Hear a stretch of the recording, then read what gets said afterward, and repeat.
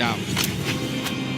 All right, here we go. Taya finally manages to get that first stock ablaze, but we'll see if it's a little too late here. We do get that axe gameplay we've been asking for, but now it's from Taya playing from behind, right? Nice to be aggressive with this axe, and it's kind of work. I can't believe that sidelight hit, but it's fine. Taya's doing it, right? When you have that axe, suddenly it's like, oh, you're getting 2 to 3 uncontested hits in a row.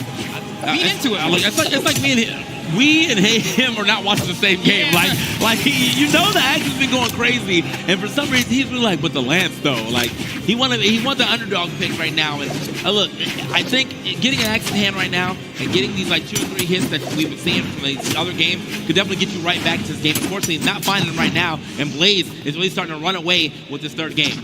Yeah, Taya doesn't seem to know how to approach Blaze right now. It's kind of swinging, and sometimes it's working, but sometimes it's not. And it's working less often than it is, which means it's kind of falling behind steadily. Don't drop that. Oh, you know what? You have it. You got it, bro. You got it this time. Let's see the axe back in hand. We're going to decide to keep the Rocket Lance again.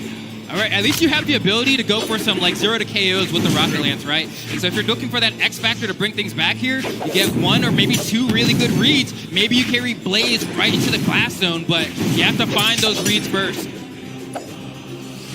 Gotta see if he can find it right there. He's finding some small hits here and there. Yeah. But yeah, he definitely has not been able to find. Oh, okay, hold up. Try to, he's dancing out. You saw him. We're definitely looking for that read, that dodge through so I can get a longer extension. Yo, he's kind of activating here on this Rocket Lance. We're back in the game. Oh, big sender right there on the side 6. Can he make it back? Oh my, I can't believe that whipped. Yeah, especially on Hattori's speed, but Taya's able to clutch it out just barely. There is hope. We doubted the Rocket Lance, but he said, listen, I can deliver. Yeah, no, he brought it back. I'll give it up for that game. I'm just, there are a lot of these other games where he was popping off with the axe for no reason. He was just like, I don't want to do that no more. But this game, I had to say, yeah, he definitely popped off on the Lance, so can't take anything away from him. Maybe the Lance is now back to form that he needs it to be, and now we can see more of the Lance play. That was a good catch. He was a pixel away from losing that game. That side air from Blaze, like that should have been it. Hattori's speed with that drip normally hits you every single time there, but Taya, kind of a bit of a lucky break. All right, no weapon in hand right now for Taya. All right, does manage to pick up that axe very quickly though. Blaze trying to put the hurt on him himself. Nice little new player as well as he's coming back down. Okay. Ooh. Oh, this is a little bit rough here. I mean, Blaze seemingly doesn't love pressing N-Light on sword, which is a little bit weird for me. We see a lot of side air, we see a lot of side light, a lot of D-Light, but there we go. There's an N-Light. He doesn't dash with it, though, and so Taya able to get a whole lot of damage. The axe, once again, doing a pretty good job here to keep even with one of the best in EU Brawlhalla history. Uh-oh. Yeah, okay, back down to the ground, and honestly, all jokes aside, he has been getting some KOs with the Rocket Lance. Not so much the damage, but I will say the KOs are definitely coming through. He's going to keep the Rocket Lance in hand yet again, and maybe for as Flambo's playing, he really wants to see, go ahead and find himself like a nice 0 to KO off a read. Still looking for him, not going to find it there. The side state's going to do it for Blaze. Even game. Yeah, and that's the tough part, right? Like, at least, I think getting a stray Sayer is actually a lot easier with the Rocket Lance than it is with the axe. Simply just based off the fact that like the hitbox be staying out longer than people think, and they always get caught by the tail end of it. And so maybe that's what Taya's looking for, because he racks up all this damage with the axe, and he's like, oh my god, hold on, he's trying to cook right here. Oh, okay. Just enough mercy right there to make sure he didn't go under that wall. I was a little scared about the angle for a second, but he knows his angles. I thought I actually started the side pick for a second, but no. It was just the side light there. Gotta get back to the stage. Oh, that worked out. Ooh. Couldn't get the side air, though. You know that would have taken the stock. Yeah, and that's where he's going. Oh, the N-Sig, but it's not gonna be enough. Not enough oomph on the Satori signature. The big whip from Blaze, and Taya's able to get the stock. Yet again, another lead for Taya. Can he force the game number 5? I'm gonna be so real. I kind of need this to go to a game 5, bro. Because Taya has been kind of activating a little more. Maybe he robbed the set. Maybe that's what it was. He didn't rob the stock, but he robbed the set, bro. Shiesty's all ready to go crazy. Let's see. Gotta play Counter-Strike Global Offensive. Yeah. I'm playing it on B. But we'll see. I mean, Taya doing a great job keeping up with Blaze. I'm impressed. I'll put it out there. I'm impressed. You know, I was worried this was going to be like 3-0 in a handshake, but suddenly I've been made to become a believer, man. Look at the way Taya's playing right now. Look at this aggression. Blaze looking a little bit lost here, but not too far behind in damage. He still has, like, the one thing Tay has not been able to do on this Rocket Lance, though, is find that, that big combo because I got to read. So I have to give it up to Blaze for having, like, good dodges and great punishes as well, getting around the sidelights. All right, axe back in hand. I don't know if this is what he wants to do to try to finish the game, but this is not a bad weapon to have in your hand when you have that much damage on him. Uh-oh. All right, back to the Rocket Lance. One side air is all it takes from Taya. Blaze. Oh! No punish. Tries to get the punish there as sending well. some sigs as well, too, though. Oh, doesn't get the punish on that either. The side air, tough spot to be in if Taya does the side air into the wall, but the final hit doesn't connect with Blaze, and so he doesn't get the knockback into the left side of the KO box. Oh, my. Oh, my! The weapon save! You gotta win the game off that. Don't fall into it. And Light's not going to be enough. We need another hit here from Tay in the corner. He's going to keep the axe. No, we're swapping over to the Rocket Lance. One Trace Air, one recovery, any signature. Blaze playing his heart out here. Gets the D-Light into the side air. It's not enough. He needs another hit. And he doesn't get the spacing on the side air. But the jump back gravity cancel seals the deal. And Blaze is able to close the set over Taya 3-1. And what really got my heart racing toward the end. What the heck? Yeah, no, I mean, I straight up thought we were about to see the same thing happen where he whiffed that side air and then he lost the game. He got another chance in life, finds a down light into the side air instead, so he's able to confirm it. But man, what a crazy Hexo versus Bunny, and ooh, this is evil Rayman. It's evil. Lots of evil. Yeah, that's like bad clone Rayman right there. And it's funny how similar the color schemes are, just in the situation. It's not actually the same color, but dang. Okay, starting us off with blasters so far. Pretty much even in terms of damage. That Bunny, nice little combo right there. I want to believe that Hexo can win this, but man, power rank number 6 against power rank number 41. I mean, it's amazing that Hexo's made it so far. You know what? Why am I dogging on 41? Like 41 it's good. out it's of pretty good. Out of 120 million players that are in Brawlhalla, 41. Yeah, I think he can do it. Okay, Hexo did get disarmed right there. Nice little pullback to not get picked up by the GCT light from Bunny. Hexo's doing a good job not getting caught by the down sig gloves from Bunny, but can't get away from that gauntlet's recovery. Bunny takes the first stock of the set. Looking pretty good. Got a pretty big damage lead here as well. This is the first time we're seeing Hexo's this is what I'm saying. Look how aggressive Bunny plays this. Man, it didn't touch the wall. That's a perfect 0 to KO from Bunny. Oh my gosh. Exactly what you come to know and love about this player, right? Like, as soon as an opponent is off stage, Bunny is so willing to just send it. That's gotta hurt. That's crazy. Dang. All right. Maybe Hexo can bring it back. Okay, edge guard. That's gonna be one. That's beautiful. But he's got a whole full stock to deal with. Now you know what? It's time to, dude. It's time to give him back. It's time to give it right back to Bunny. Yeah, you got the loan. Paying back with interest. Let's see if Hexo can get that. Chase dodge doesn't get there.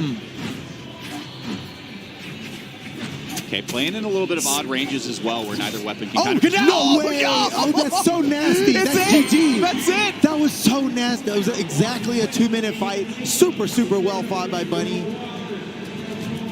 I just noticed the hoodie has that Bunny last ears. stock. I'm like physically in pain from that last stock. It hurt me. Gosh. Dude, okay, well, Hexo's definitely going to be a bit more careful in how he engages Bunny off stage. Yeah. Right? Because Bunny's got some tricks. Wow, what a showing from Bunny for this first game. Look Look at the little went on graph forever. there too. Holy cow. That's a graph doesn't tell the whole story, you know what I mean? Going. You said the game was exactly 2 minutes long. That means forever was like 1 minute. It's not even that bad. Okay, Hexo has changed legends. Still has the scythe. Yeah, I guess Hexo didn't get a lot off of the blasters in the last game, but he got a really good knockout from it. Maybe just feeling better about the sword.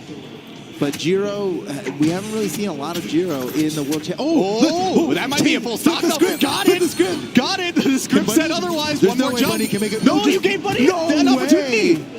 No way. I think Bunny was just gone from that, right? That was so smart. No, I mean, it's not like Bunny didn't get a hit on Hexo or anything. They didn't give him a chase dodge. It's just Bunny made such good use of the gravity cancel neutral sig on Rayman to make it back to the stages. He's got so much horizontal recovery. As the dust settles, Hexo gets the stock anyway, but that was, I'm with you on that. I'm Very really good. glad Hexo got that stock because he deserved it. Okay, Bunny with some offense. And as expected, every single time, Mode, I am telling you, you cannot expect Bunny to not just launch herself off stage. Yeah, Bunny just immediately follows back up and equalizes the stocks. On to the next one, though. Hex, don't let it get to you, Hex. You got this, bro. Oh my God, off just stage, so good off stage. Dude, if it were me, I would just never be off stage against Bunny. I would simply glue my feet to the floor. Bunny just carrying Hexo has to go around. That was nice. That was a smart time to go around the side. Bunny again off the side. Oh no, he's done. He's done. GG. They have spent more time off stage than they have touching the ground. In this second game. That's pretty good play by Bunny. Oh my goodness. Bunny once again. Quick little dodge read, covers high angle. That forces Hexo into a really awkward position. Look at this, even exhausted, just wants to dive kick unarmed to try to get the hit. Follow up chase dodge maybe. That dive kick was not necessary. It was not at all. I love it though. Bunny definitely could have just like turned to the left and like touched the wall first. Got her jumps back. Okay. Hexo could edge guard here. Caught it again. This is exactly what happened first opportunity. This is Hexo's. For sure, this could be it. That's GG. Wait. Missed. Okay, no Bunny way, exhausted. No way, Bunny makes this wait. I can't believe that Bunny just got back to okay. All right. Hexo deserved that, okay? Hexo totally deserved that. Yeah, I need a breather photo of this.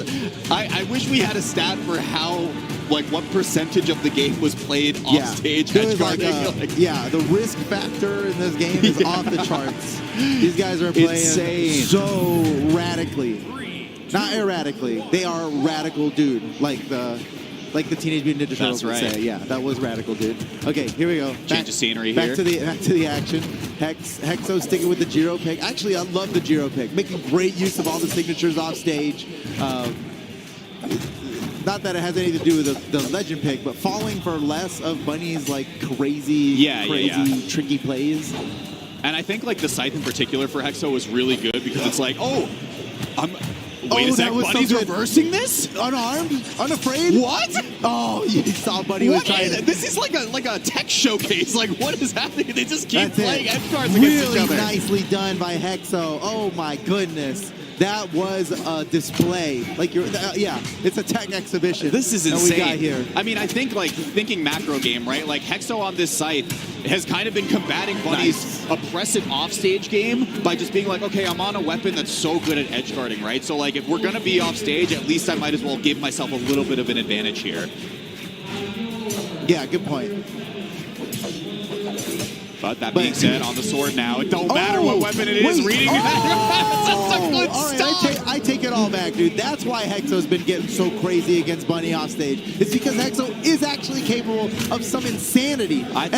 Against Bunny, a player who like excels at this off-stage gameplay. Sometimes you got to fight fire with fire. Yeah, there are explosions left and right happening here. Hexo once again waiting for the dodge. Bunny gets the down air. No, that was way deep. Bunny's gonna survive. No way. Bunny touched wall. Oh my gosh. Pixel perfect from Bunny. When Bunny went that deep, I was like, oh, they're dead. There's no way. Every single stock has been a movie right now. I feel like we're just seeing the sickest edge guards imaginable. Bunny trying to play a little bit honest, at least with the recovery, just keep it on stage for just a second. But surely we're going to see someone off soon. That was slick. Hexo's balling. He's dribbling. Bunny, don't do it to him. Bounce off the wall. Don't do it to him, Bunny. Got him. No, Hexo, that's GG. That's GG. Game 3 going over to Bunny. And I mean, I'm just at a loss for words. I can't take it anymore. This is really an incredible set. They're both just playing so hard, so risky. They are just not afraid. I mean, yeah, risky is such a good word too, right? Like, risky business. It's like if they get one good read off stage, it could be an entire stock, and that's what leads to these explosive sequences from both of these players now. We're going to go over to Apocalypse for game number 4. I mean, Hexo still on set point. That is radical.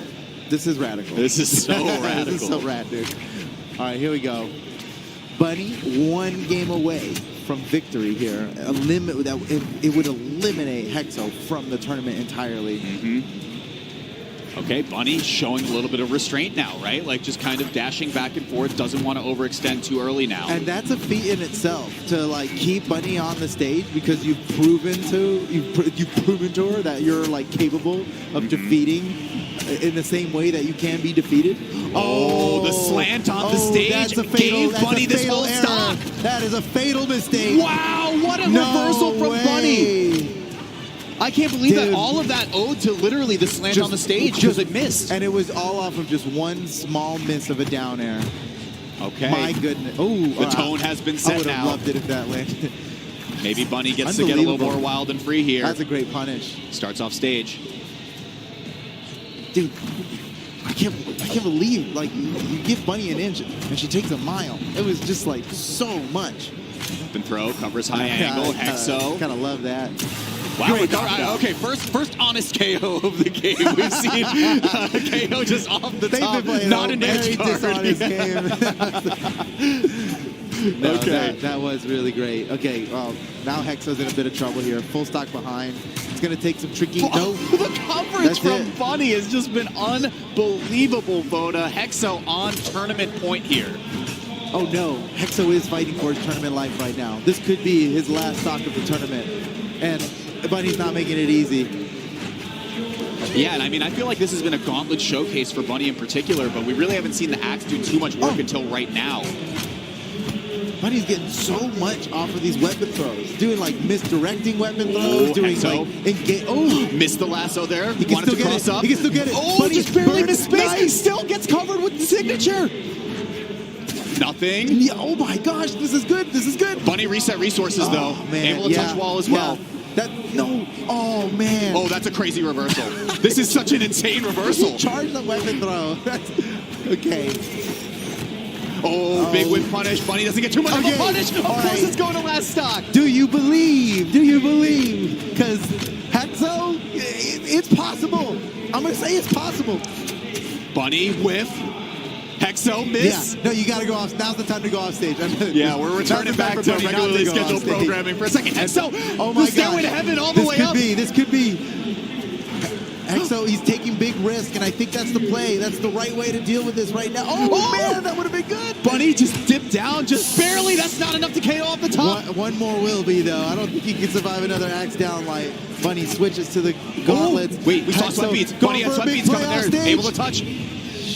Deep red for Hexo. Anything will do it. What? It was a clash. Oh my gosh. Bunny now playing patient. The recovery is enough to do it. GG's. Bunny eliminates Hexo 3-1, but I mean, sparks were flying left and right, my friend. That was so good. What a wild match. Both of these players were like so willing to go off stage and risk it all at any moment for like the sickest. And he is a one-trick, right? And there's always something special about like running into a one-trick in pools like this, where it's like, okay, I'm familiar against all these legends, but then like, who's playing Isaiah for real? Do you know that matchup? Yeah, I mean, that's absolutely true. We got the Master Chief skin out here. And as you see, like, Golly going for the Wushang, going to actually go right straight back to the basics. This character's been getting, it's been quite popular since, I guess, inception of the game. But it's definitely still in a very good spot as far as their weapons go. And obviously the SIGs are insane as well. Pretty even game, though, developing right now. 30 seconds in, both of them right in the yellow. We're starting to throw some SIGs out here for Adam Cool. Got to watch the way he's using those SIGs, though. They are some pretty unique, I say, SIGs. I wouldn't say like good, but they definitely are unique, and they definitely cover like pretty good situations when you can set that situation up. Yeah, and Adam Cool's pretty active on the app formerly known as Twitter, with posting a lot of the clips for like the different specific Isaiah tech that he can do with some of those signatures. So Godly's gonna have to look out for that. But so far, I mean, it's been awkward, right? I'm sure if I'm Godly and I'm preparing for BCX, I'm not thinking about like, oh, how's my Blasters matchup? Right. And well, he has to kind of think about it right now. The Blasters definitely did quite a bit of work, as you can see, right down the middle. Who's going to get that stock first? Looks like Godly's a little closer to it. And now we fire some shots. Nice recovery here from Adam Cool. And this is a little bit awkward too, right? Just because, like, if you're Godly, it's like, if you lose to Adam Cool here, it's like, oh, you lost to Adam Cool, bro? Everyone, you know, but then, like, if Adam Cool wins here, everyone's like, yo, you beat Godly, right? So you have, like, all of this pressure of just, like, I'm not supposed to, quote unquote, lose to this person, but so far, I mean, he does have a little bit of a lead. Oh, wait, hold on.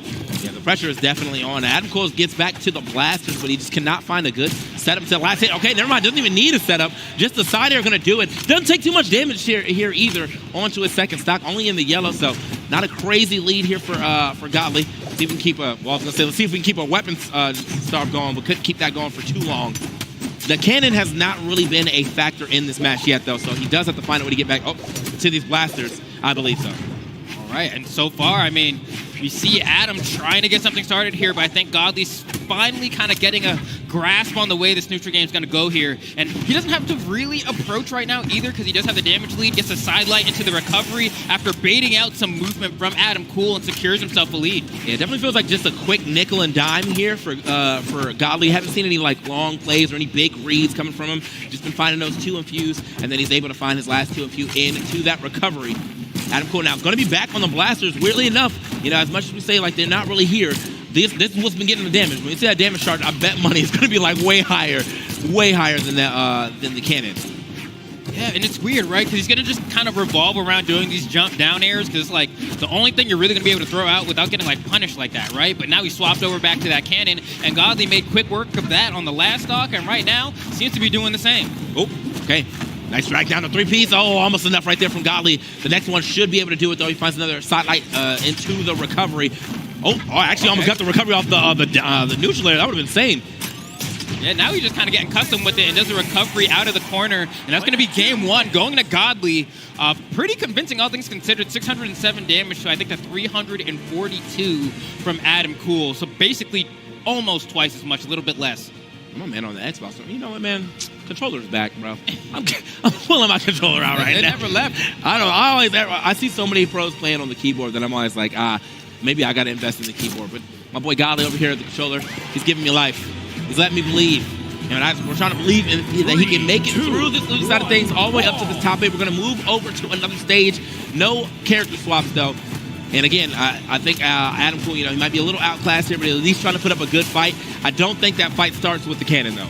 Yeah, it hasn't looked too great so far. I think maybe in this game he wants to give it a little bit of another go. Yeah. But, you know, you have to remember that, like, Godly has experience going up against players like Experience, right? And Snowy, who are like demons on the cannon, right? And so you know he's going to feel pretty comfortable in this matchup, but there's not really a weapon you can pick here that's going to be news to Godly here. So he's going to have to figure out how to maneuver the neutral, and right now he doesn't have the answers. Look at Godly's response to everything Adam is doing. Oh my God, yeah, Godly is just dancing around him, bro. Like, this was a absolute destroy stock. Adam not even going to be able to touch the wall there. That was clean. Yeah, every time Adam threw out a move, Godly just was there for the punish. Adam's got to kind of watch out with the way he's using his SIGs, though. A lot of his down SIGs have been punished for him trying to, like, maybe I can just do something over the ledge. Godly gets a clean punish just like that. And he's still going on him. Don't clip him like this, Godly. What's going on? 7 unanswered hits, and now he gets another punish off of bad gravity cancel as well. It's over. Okay, he couldn't even touch the wall. Godly all over him. We're looking at a 3-stock right now. Yeah, I didn't think we were going to see more than maybe one of those today, but this could very well be it. Immediately gets to pick up the side light, D-light into the side air. Still more damage here. Godly's not getting touched, and the pain is looking so terrible for Adam right now. Oh, Jesus. Where was this lock-in when you were playing Walshy, bro? We needed this type of lock-in, bro, because he is locked in. I'm talking about maximum efficiency. Still hasn't lost that stock. We're definitely working. That's the 3-stock right there for sure. Yeah, gotta go. Destruction indeed. The announcer said it. I said it. We're here. Godly said it with his gameplay. I don't know how Adam gets back into this one. Yeah, I don't really know either, man. Like, sometimes it's like, because I know you don't really play anybody else, right? You are Isaiah. Like, that is how you're known. I mean, you could whip out a Sidra here. Did you see that? She was flabbergasted. She's, 3-stock. Like, that was not like this. Not my goat. It's okay. It's okay. I believe. Sort of. Not really. I mean, like, I always want to believe in the underdog. Yeah. You know what I mean? But, like, sometimes just, like, you know. That first game looked pretty good. Yeah, like, it did. It's like a good, 4 minutes of the first game, I'd say. Like, he was looking like he could make some plays here. But that second game was definitely the Godly show. And we're looking like we're maybe seeing the Godly show again. Nice punish. I think maybe if he was able to get a jump down there, I probably would have went for that instead. But, however. Okay. Damage is damage. And part of it is, like, Adam looks like he's slowing down. You know what I mean? Like, his movement is starting to look more sluggish over the course of the set here, and it's making it a lot easier for Godly to track him, especially on land. You know his reaction time is going to be even sharper, but we'll see if Adam can get something here. Has not been able to get anything going with this cannon, dude. Like, not at all, bro. Oh my, that ain't gonna work. This cannon is not. This is not a reliable weapon for you right now, bro. I will say, you know, it's one of those things. I think where you kind of get punished for the same thing so often that you just take it out of your arsenal. Yeah. But he's getting so much of his arsenal stripped that now he just kind of like doesn't know. It's what like, to what do. do I use? Yeah. Trying to surprise him. You know, maybe go for NSIG. Ooh. Nice. Okay, whips it out. Okay. Headshot. Love that. Yeah. Oddball. You know, you gotta figure that one out.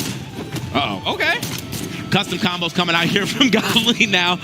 Finds himself another side air, but Godly gonna fight his way back. Oh my, the weapon toss in between. The double weapon toss. Where are you? He knows where you're gonna be, It's bro. like, you want to talk about custom combos? Exhibit about to pull up in the Warthog. Yeah.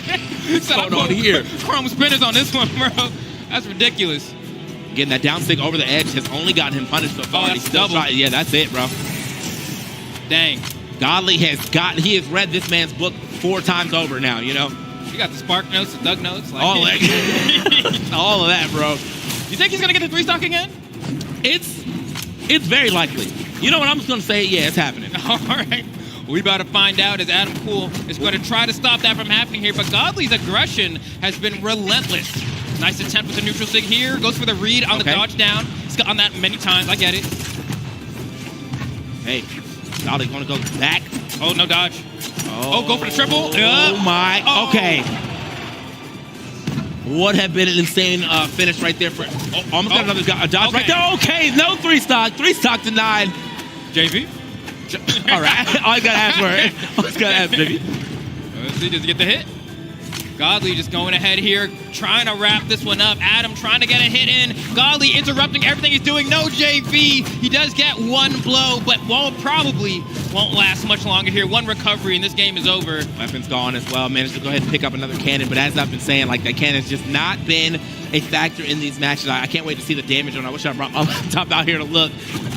But that's definitely going to be it, man. Godly, absolute destruction here on the lose side of things, but kind of what you expected. This is the Godly that's like Godly in true form. Yeah. The way he was playing, yeah. That's what the aura is back. You know what I mean? Like, over the course of the set, he was slowly... It's like when Dragon Ball Super was gassing up Ultra Instinct for like weeks, and then you finally got to that episode and like understood. Yeah. There we go. We finally... Partner, but looks like we're getting right into the match. No wasted time. Hideaway going to be in the building with the Giro. And on Godly, we're going to continue to see that Wushang. Yeah, you know, some people got to keep the spirit of Giro alive. Phazon, of course, did not come to BCX this time around, but was one of the first players to really whip him out in competitive space. But Godly's like, I got to make quick work, bro. Give me the next person in the bracket. Like, yeah. He is speeding it. Yeah, I mean, like, sometimes I think every now the side heavy. It's a true combo, but it's tight. But it is I like the fact that we're going for it though, for sure. But yeah, I think it's one of those times where, like, you know, he got put in illusions. He's probably playing. You got to have like a certain amount of mauls, right? Yeah. Like just a little, like just angry enough to be like, I have to beat my opponent down. Okay, I gotta let him know I shouldn't be down here. And that's kind of what we're seeing right now for Godly. A little closer of a first game here between Godly and Hideaway than we had from his last. Okay. Oh my God, he is sending a message. He is trying to send a message right now. For real. He's trying to just see how far can I push my advantage. I need to build my confidence now before I start going up against some of these players that I don't think I'm going to be able to beat as easily and still have the confidence to make these same plays. But Hideaway's able to get back the stock here, has taken quite a bit of damage, of course, on that Giro. Doesn't have a whole lot of defense, so Godly really only has to hit him a couple more times before he starts fishing for that knockout. Absolutely. Oh, right. That's the knockout right there? Every time. I swear he keeps finding. Could have done a little more, obviously, but kind of cut that one short. Okay. Dang. Didn't think that recovery was going to be enough, but that is Giro for you. And so Godly at this point, you know, just trying to get through this next stock. Hideaway trying to figure out how he's going to burst through this offense from Godly. Has a sword here, has thrown out a few different signatures. Man, but nothing is working. And Godly's a little two-piece, or his like one-piece until like a read has been working a lot, though. He's been hitting that side light off the spear to step back a lot. He hit the neutral light into the down stick. He's doing it. Oh, my God. Hideaway not even getting a chance to play at all in that first game. Gets one stock, and after that, Godly actually went back into God mode. Hideaway's going to have to pick it up. I think I saw a swap over to Asuri, maybe?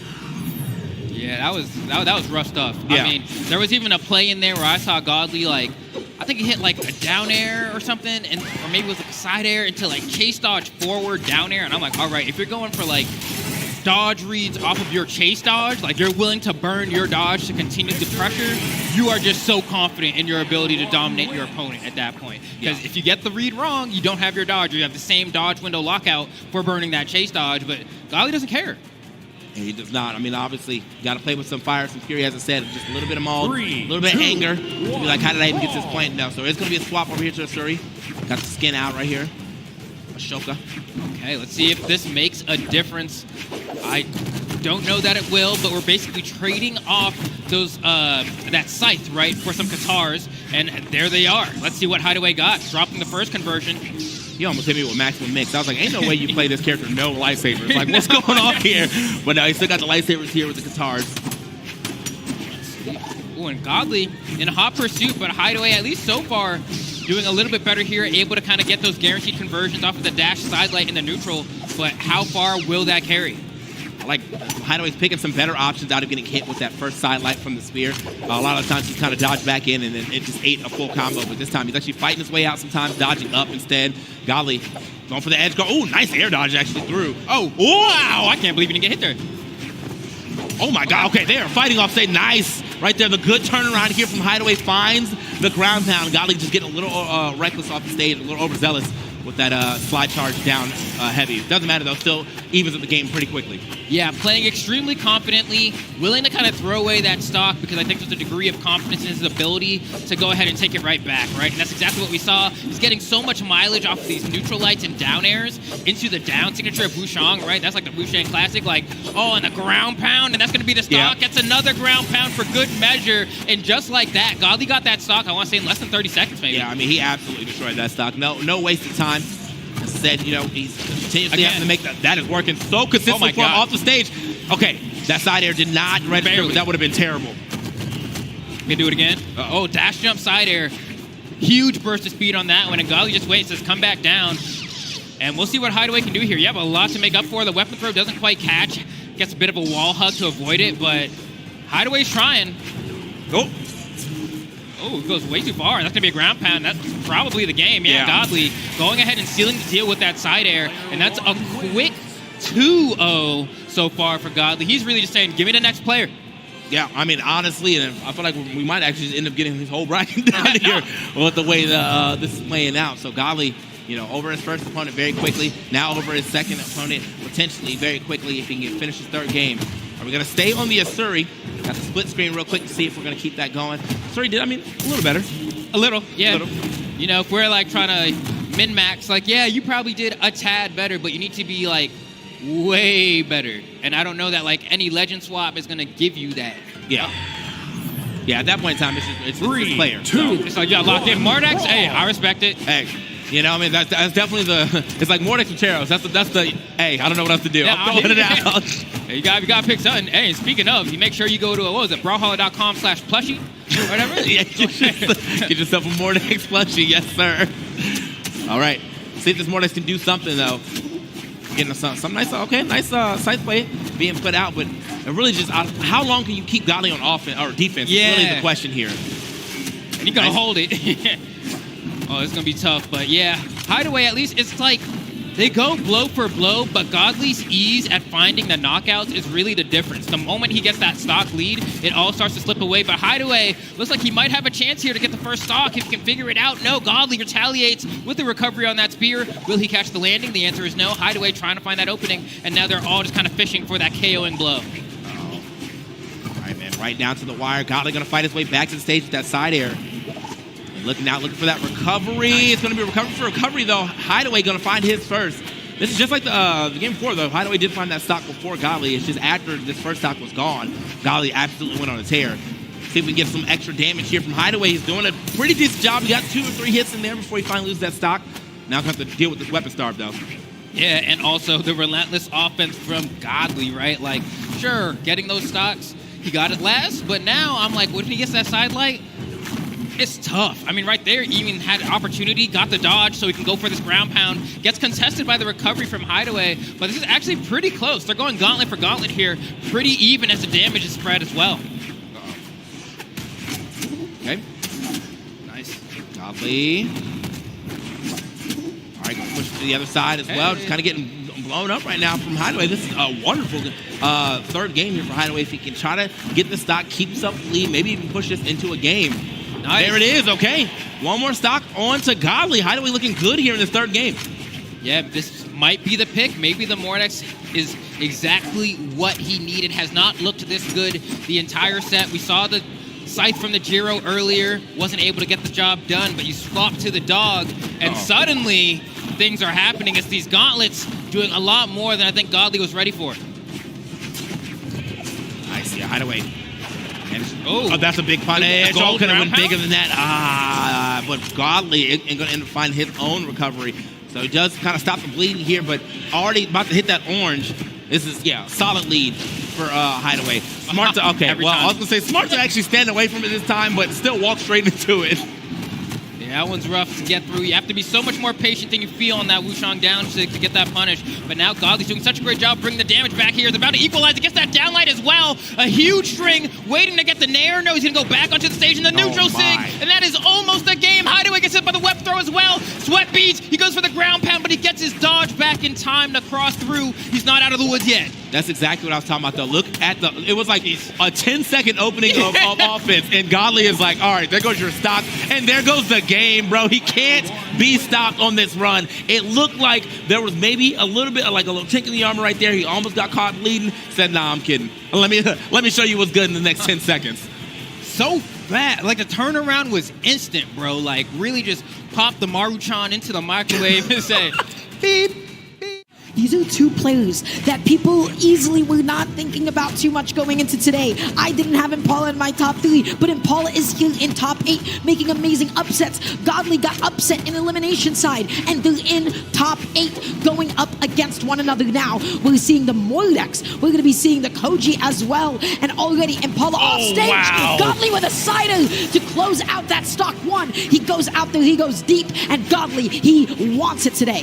The weapon that's connected both of the legend picks for Godly this tournament have been the gauntlets, and already we're seeing the effectiveness off stage. Impala once again getting forced off stage by the side. Nice end light to catch a jump from the wall, turns it around there, goes for the nair to send it off stage, but Impala is struggling defensively right now. The reason you play high dex Koji is so that you can get those hitboxes out, but when you're on the defense the whole time, it's tough to get anything out as Godly continues to throw out hitboxes and extend this lead, but Impala, D-light down air into the GC end light. Optimal for the KO punish, there. full damage, but eating that recovery and getting sent off stage, eating a cider. Now Godly is off stage himself. How do you get back on against Soiled? You're always worried about D-light. Godly goes up and above, landing with a downer, but when you're on this stage, when you got such a short ceiling, that recovery is going to go ahead and take some names. And Paula down in damage. Godly, he is unarmed, but all he needs is a D-light recovery. He needs a sidelight to push Impala off stage, but he's going to be picking up the scythe. How does he close?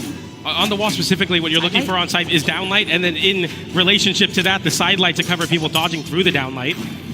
Okay, Impala, he's trying to catch that landing. He's trying to get this juggle going. No downer.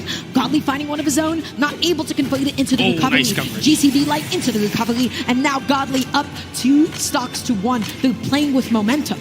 Absolutely, and Godly's gauntlets have been unstoppable so far by Impala, who's struggling even with his weapon like bow and sword that have more range versus the gauntlets. Godly cannot be stopped. Nice little bow action here, double side light. Tough spot for Godly to be in underneath the bow. I thought we were going to see a ground pound. We don't see it there, but Godly chase dodging high, looking to reset. The edge guard doesn't find it there. Impala now weapon starving Godly. An opportunity to make this comeback happen. Force the last stock situation. Godly picking up gauntlets though. That D-light didn't connect. He was so close. Godly just barely going to be outspacing Impala, eating a cider, but that is not enough to take out the stock quite yet. On the stage, oh no, Godly, so many hits, whiffing the end light. That's going to be a huge punish for Impala. On this stage, everybody wants to KO off the top. Again, D-light recovery is so huge for Sword, and on bow, you're going to want D-light recovery as well. Be careful of that signature, the downlight, the side light towards the corners here. Impala getting a GC downlight to get back to the stage. We've seen the bowstrings already working out for Impala to build up that damage. Sider catches the anti-air, goes for the downer as well. Godly with a big sider, though, sends Impala low, the weapon toss to follow up, and that's going to be the stock, and game number 1 goes to Godly on the back of an incredible showing on the Mordex gauntlets. It felt like half of this game was played off stage, and Impala just stuck on the side of the stage and looking for a way to get back on. That is what Godly is able to do to people, my friends. And those weapon tosses, I mean, he's been doing them all day. All day long, he is connecting every single one that he can off stage. So, running it back, no switch-offs quite yet, and we're going into game 2. Absolutely. Godly picking up the gauntlets once again. Impala with the bow. We saw the bow find so much success later on in that game number 1 for Impala. A great way to build some distance between the gauntlets from Godly, as well as get so much damage on these very confirmable strings here. Nice little sideline into Nair. Sends off stage with the sider, gets the downer as well, and the ground pound. Is that the stock? Yes, it is. In a blink of an eye, if you don't dodge that sideline into Nair, you will lose your stock for it versus Godly. No matter the dodge off stage, Godly has an answer, be it a ground pound, be it a neutral, be it a downer. He has everything. Impala, let's see if you can fight back now. Sidelight coming out, sider as well. Godly off stage. Oh boy, indeed. Okay, I mean, it goes somewhat back to some calm, but as soon as I say that, Godly fighting right back off stage, getting the ground pound there. Impala barely able to make it back, but hasn't touched the stage in quite a while. Another ground pound, another weapon toss. Sider sends down. Godly looks to tap it in there, but drops it. Impala just barely going to be making it back just because Godly didn't connect the GC D-Light. But you see how hungry he is off stage, playing like an animal, dodging the neutral. Impala looking for any way to possibly KO Godly, but what an option.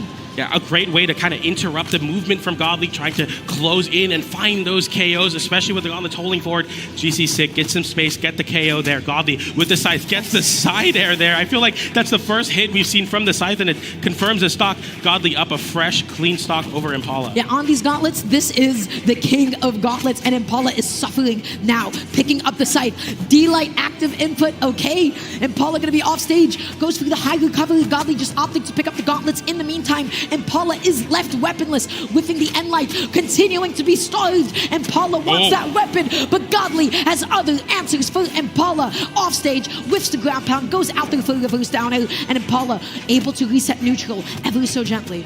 Yeah, I mean, even unarmed fighting back, Godly throwing the weapon away, saying, I want to see some gauntlets here to find this KO, or maybe some unarmed no, picking up the gauntlets now. A downlight separates Godly from taking another game, and endlight will be a start of some action off stage. Impala getting the wall back, Godly respecting Impala recovery.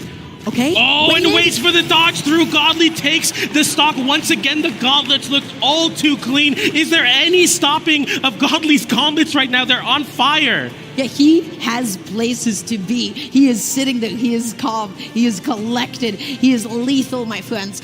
Up 2-0 in games, and he is all over Impala. These gauntlets? Is there anybody who can play gauntlets like Godly? Is there anybody who can make this happen like him? I mean, this is just... I mean, we think about Mordex, we think about the scythe, but Godly's like, I don't even need signatures, really. I don't even need a scythe. The gauntlets will be all I need to take out Impala here. Impala looking for a response right now, looking for that side like there. Godly flips the situation. Nice dodge from Impala, realizing a second side air was coming. Going Neutral ends up whiffing. Impala going to be looking for another one. Sidelight just pushing Godly off stage. No jump call out this time around. Punish on the D-Light going to be coming on out now.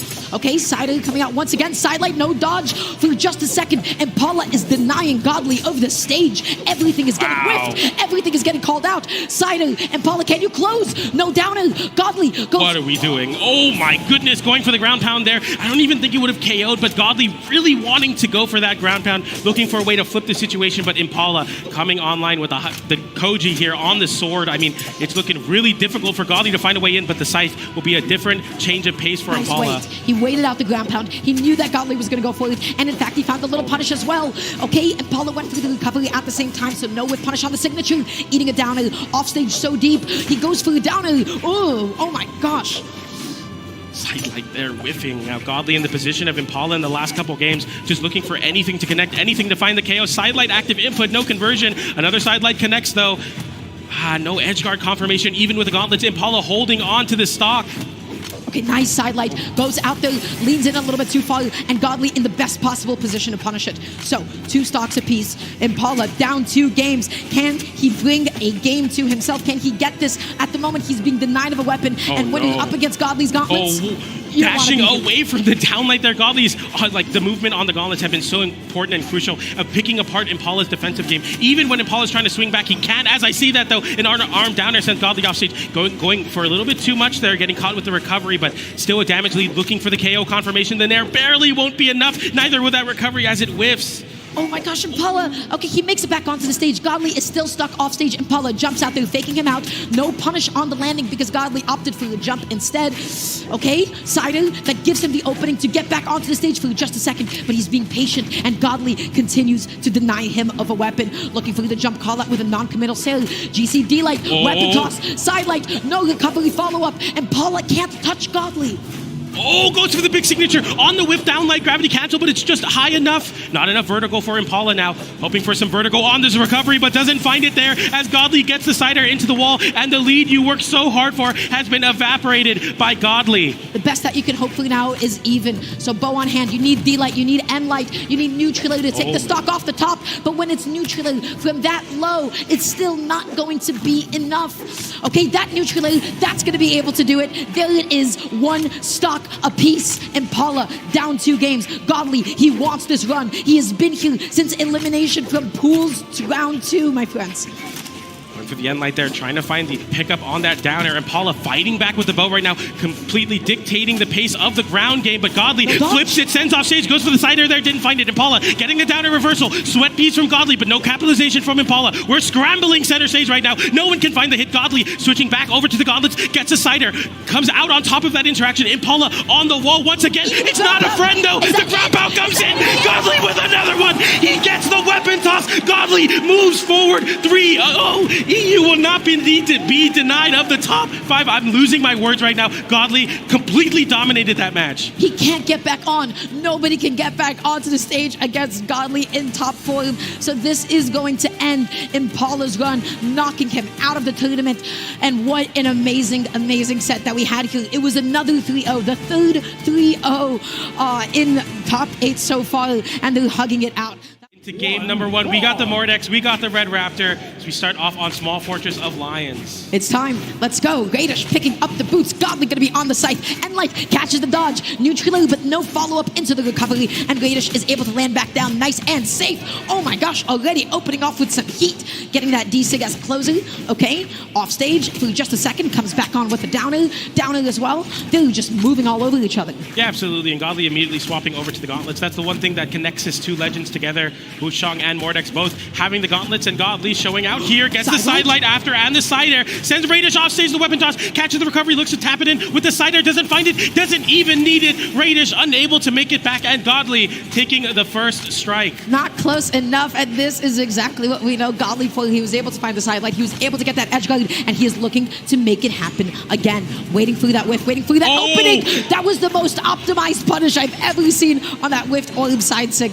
Godly finding that GC side light, landing back down to neutral. D-Light, downer, looking for the jump call out, but does not find it. Side light side air for Radish, not enough to confirm the KO yet. Looking for it high there, but Godly able to side air back to the wall. But Radish finding the downer to hit the wall there, and the GC down sig. It is back, it is here, and Radish takes a stock. Amazing opening there, and now all of a sudden it is completely even, picking up the orb, whiffing that D-Light sider. Okay, Godly slowing down the pace of the game for just a second, waiting for misspacing that N-Light, a little bit unfortunate. Side Light looking for the neutral, doesn't find it. D-Light setting up a juggle, they're just exchanging hits, exchanging blows. Radish whiffing that recovery gives Godly an opening, and now when he has those gauntlets, PJ, what happens? I mean, bad things happen to whoever's facing down the gauntlets, it seems. Radish with an N-Light there sends Godly away, keeping the space between the side air connects. The side light into side air does as well. He's keeping the beast at bay. He is keeping him away, picking up the orb once again. Okay, goes out there, fakes his way back onto the stage. Downer, no neutral follow-up. Recovery, able to scout that out and find that KO. Godly keeping himself steady in this game 1. Even when Radish has the orb, he's able to find these connections, but Godly just seems that much more consistent at finding the KOs, even on these string weapons like gauntlets and scythe.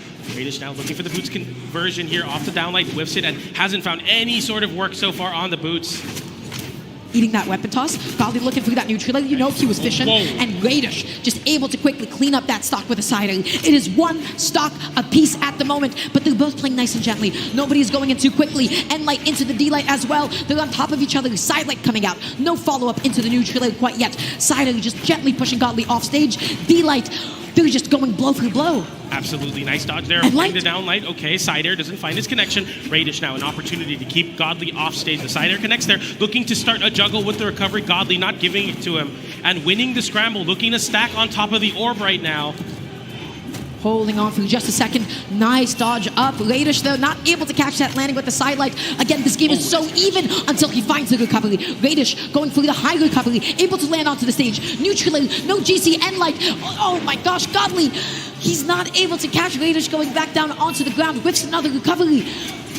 Okay, sidelight sent off stage there, weapon toss, but it doesn't get any momentum. Radish now with an opportunity to whip into punish. Sidelight, nair, side air. He's clutch and takes the game away from Godly. Godly was able to find such a big start with stock number 1, but man, Radish took it back. He's not just clutch, he is optimal, because I don't know if that sidelight side just by itself would have KO'd. So he got the 3-piece, he got the full combo, and then he was just ever so slightly able to put Godly into a bit more damage, and he was able to push him a little bit further towards the left, and so he secured that game. This was a very gently paced game 1. We didn't see any massive attempts, we didn't see any massive plays. We're going to be running it right back to the same stage in this game 2, and Radish has taken a game off the indomitable Godly.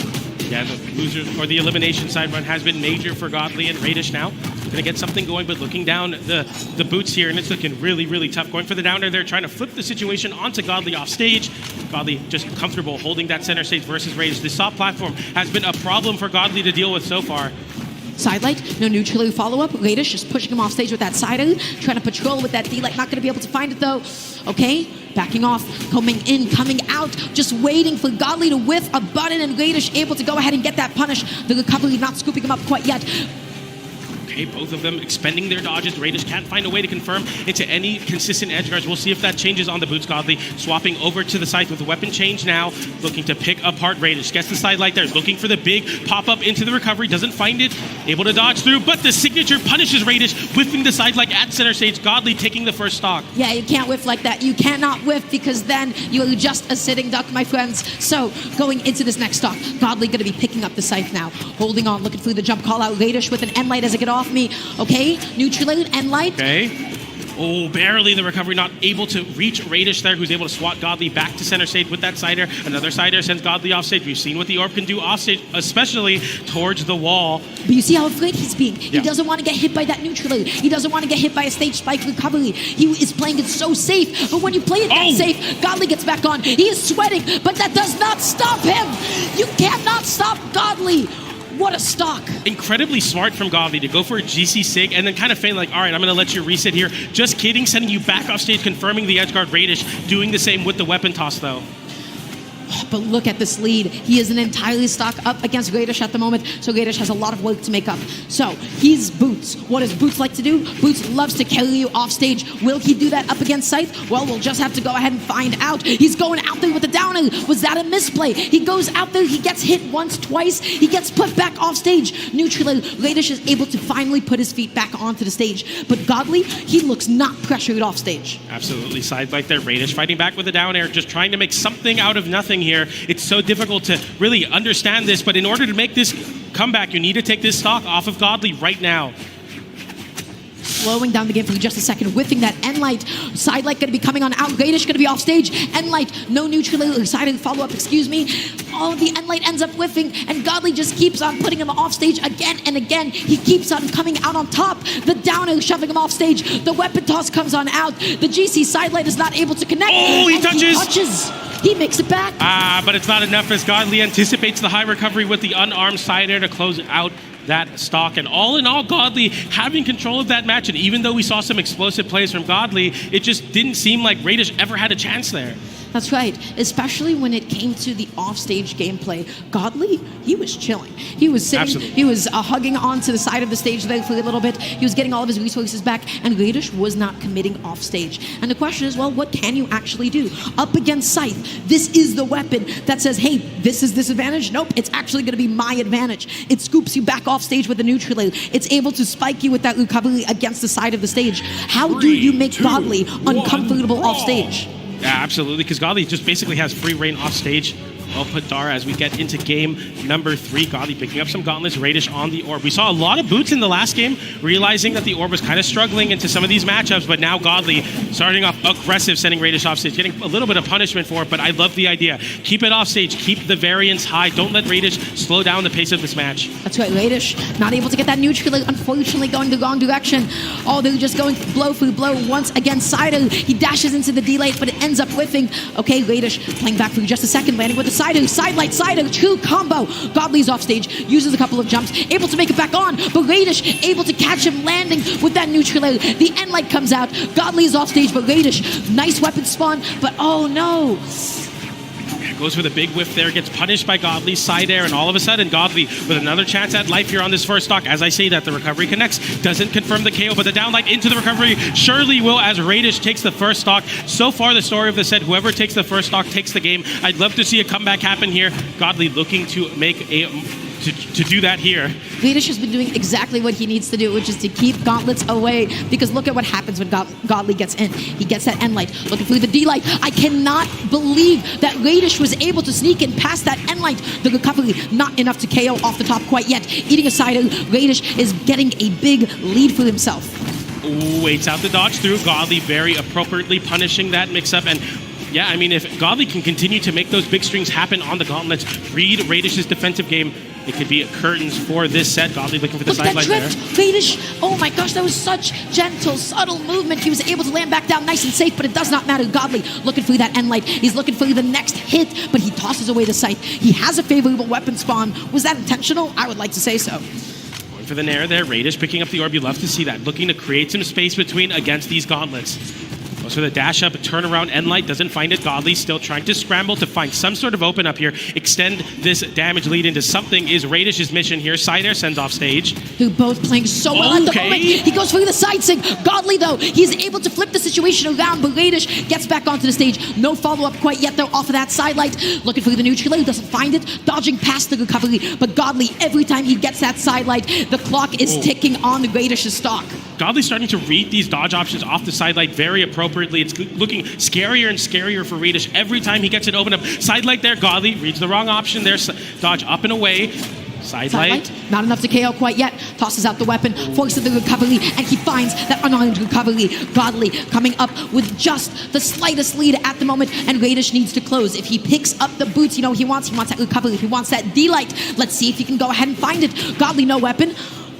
Okay, we got a connection to send Godly to the wall. Godly gets a hit, immediately dash jumps all the way, or chase dodges all the way to the other side, picks up some gauntlets. This matchup has not been good for Radish so far. Godly looking to punish him for it. Is going high, using that soft platform to kind of feint where he's going to land. Godly getting caught by the recovery, not enough to KO. Stuck on the wall now. Radish needing one hit to confirm here. Doesn't find it there. Godly won't give it to you easy. Being behind Boots is the safest place to be. He was just behind the side, and now Godly still left weaponless, but he finds a neutral, and he's picking up that sight. And Radish, he needs that stock now. The side by itself from across the stage is not going to be enough. Godly gets back onto the stage. He's able to land successfully, and now let's see what happens. Side comes out, that's closing to the left side, and it is one stock apiece. It is one game apiece, but Radish is behind in the damage. We want to connect that D-light. We want to get that landing neutral, some downers. You got to keep Godly away. Godly picks up the gauntlets once again. We've been talking about it so much for a reason. Radish also fearing it as well. Dashing all the way to the corner. Turn around, downlight to try to create some space. Down air there, looking to zone out Godly, especially when Godly doesn't have a soft platform to hide his head underneath. Landing with the side, Godly able to find a whiff punish with that end light. Picking up the sight, not able to get the in time with the downer though. Okay.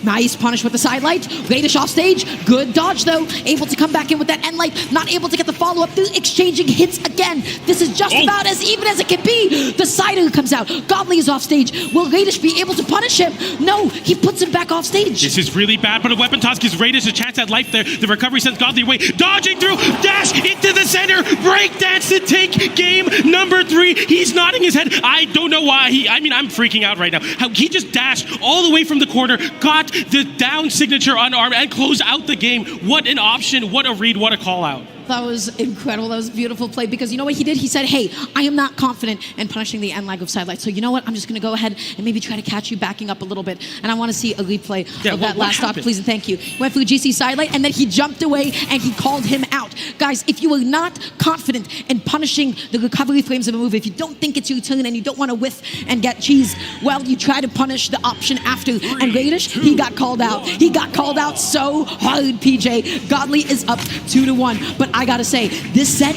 I'm feeling it. I'm feeling a game 5. I feel it too. It's been really close so far, but Godly definitely doesn't want that to happen. Radish fighting for his life to stay in BCX. Down light there, looking to create the juggle. Doesn't find it. GC sidelight off stage, back to the center stage. Sider catches Godly, interrupts him. Okay, looking for the neutral air. Radish whiffing that side air. D-Light at neutral air. And then into the recovery. Going to be whiffing that N-Sync, but it does not matter because look at the damage, PJ. The Orb is putting in so much work versus Godly. Finally, a stacked opportunity. Gets just a side light for it. A side light there. Sends Radish away once again. Gets a big nair to pop Radish up, but can't extend the juggle. Side stick gets punished with a side air, though. You got to watch out. Oh, no!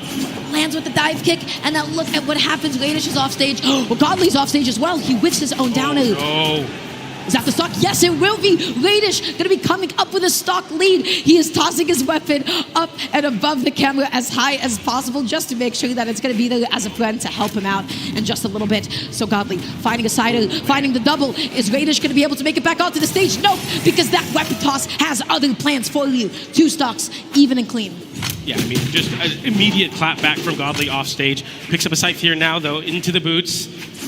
Radish has been relying so much on the Orb in this game to get some damage going, but now the boots are going to have to be the answer versus the scythe. Ushering Godly back into the corner here. Godly fights his way back to center stage, but Radish is 2 on top of it. Does not give Godly any stage to work with. Soft platform moving, though.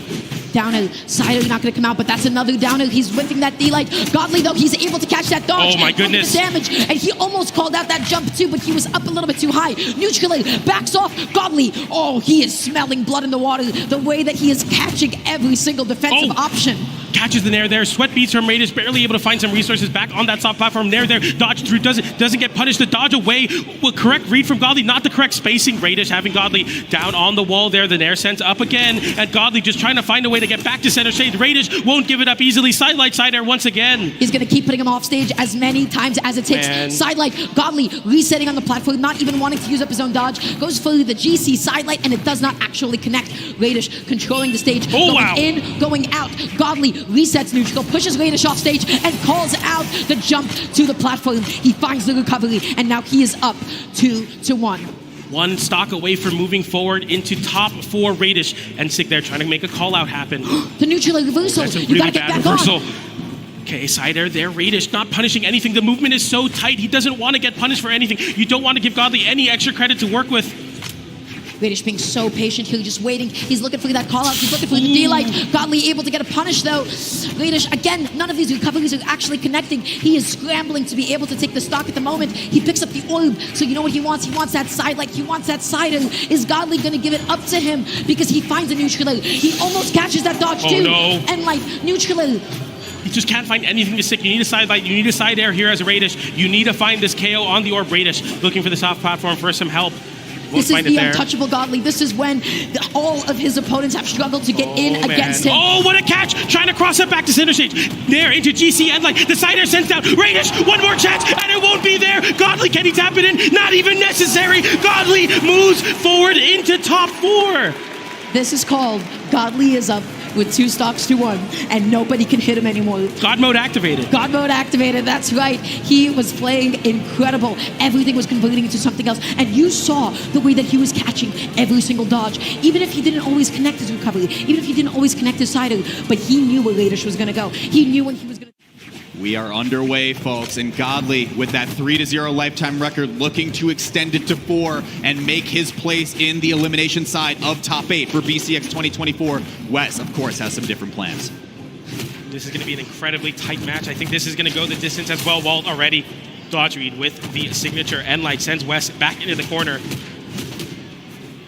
Okay, recovering back. Oh, miscue from Godly so early. I mean, if you're him, you got to get those out now while you can, very early in the set, but not the type of mistake that you want to be seeing. Yeah, that's a crazy departure and something that's so uncharacteristic of Godly, a player that's, I mean, pressure makes diamonds. Godly's one of the diamonds of Brawlhalla for sure. Downlight into the double downlight, goes for the recovery there. Wes, sweat beads, no punish on Godly though. Here we go. Uh-oh. Struggling to find these big connections so far. Just a lot of onesies, twosies right now for sure. Weapon toss there, picks up some boots. Looking for that juggle with that nair. Can't find a Godly. Looking to confirm with some sort of recovery, some sort of anything from the spear. Yeah, I mean, no real clean it's really bad. Godly. Okay, Wes almost got that stock outright. Godly somehow threads the needle, makes it all the way around. Wes back towards center stage unscathed. Boots are going to work for a moment. Weapon throw does connect. Tries to go for the dodge read. I mean, look at what's afforded to Wes. Godly with an unfortunate... I mean, now it's just Wes going kind of all out off stage there. Godly sidelight into the recovery. Equalizes the stocks, but The damage looking really great for West so far. Yeah, and again, a reminder, that was a very gimme first stock from Godly. I mean, you don't see players of this caliber making those types of mistakes. Maybe the nerves are starting to get to him what a a little catch! bit. The last player from EU, does he have what it takes? Touches the wall right there to live for another day. Double exclamation points. No punish from West, though. Looking for that sider. Can't find a Godly fighting back in center stage. Doesn't find the sideline and gets punished accordingly with the recovery. West, a stock lead, and Godly, last stock of game number 1 here. Godly fighting unarmed, able to get the pickup after that neutral win. Does get gauntlets online. West fighting back to regain some stage control. Godly, awkward position now. How does he get back? Sidelight into the nair for some big damage for Godly, but West picking up with a boot string of his own, goes for the ground pound. Godly not giving it a side, flips the situation. Godly less than 100 damage, forces a last stock onto West after a very untimely first stock loss from Godly. Okay, God mode activated. Let's see, West, reversal hit way up top. I mean, both players very healthy so far. We're not going to be seeing stocks fly too soon. But now West gets to go to town with those boots. Once again, the signature pickup. It's not enough to get the stock on the right side. Weapon throw forces the recovery high. Godly, weapon throw, keeps this one going. Weapon throw again. He's keeping him in the vortex, BJ. Got the anti-air, not going to get that sit. West throws him off stage. The ground pound, no, there's not going to be one. But Godly could not connect on the wall. He GC taunted him. That's a battle pass challenge. That's one for it. That's crazy. He did it. Unlocked. Achievement unlocked. And he does it. That's crazy. We got a little Pro Brawlhalla update. Rio, Markimu over Java to move forward here. But we were just starting off in the set as West took game number 1. I can't believe he GC taunted. Who does Who that? is this guy? This is to make it into top 8 of BCX 2024. This is you get guaranteed 7th. What are you thinking? Okay, West with the first game. Again, a bit of an asterisk here. Godly threw away that first stock early. Looked like he had some momentum to carry this one all the way back, but West said no. Maybe Godly can tighten this one up now in game number 2. West getting the end light there. Godly fighting back. Hopefully we don't see any untimely self-destructs. Right there, Godly fighting back. Hopefully we don't see any untimely self-destructs. Sidelight there, sent downward. West trying to flip it back to center stage, looking for those extended boots combos. The ground pound comes in, doesn't find its connection. Godly with a chance to put West off stage. Oh, okay, West slipped down really low. Oh, yeah, no! That's such an easy pickup from Godly. Getting the first strike right there, one that he felt like he deserved in the first game. Yeah, West slipped kind of similarly to what Godly did in game number 1. A nair with a little bit too much momentum downwards. A sider comes out though. Looking to close out this stock quickly, goes for the big sig, doesn't find it there. The sider sends West off stage. Godly with a stock lead, willing to fight right now. Wes is clued into these high angles from Godly, trying to recover back towards the stage. Let's see if it happens once again. Godly early recovery, tries to go towards the wall this time, able to touch while the sweat beats come in. Wes just barely missing. Godly reverses the situation, flips it on its head, trying to chase odds over. Not going to get too much more after that. Waiting, not trying to rip the recovery just yet, but that is a flip situation in Wes's favor to equalize the stocks at 2. Reversal, the name of the game for both of these legends. They have great ways to flip situations so quickly.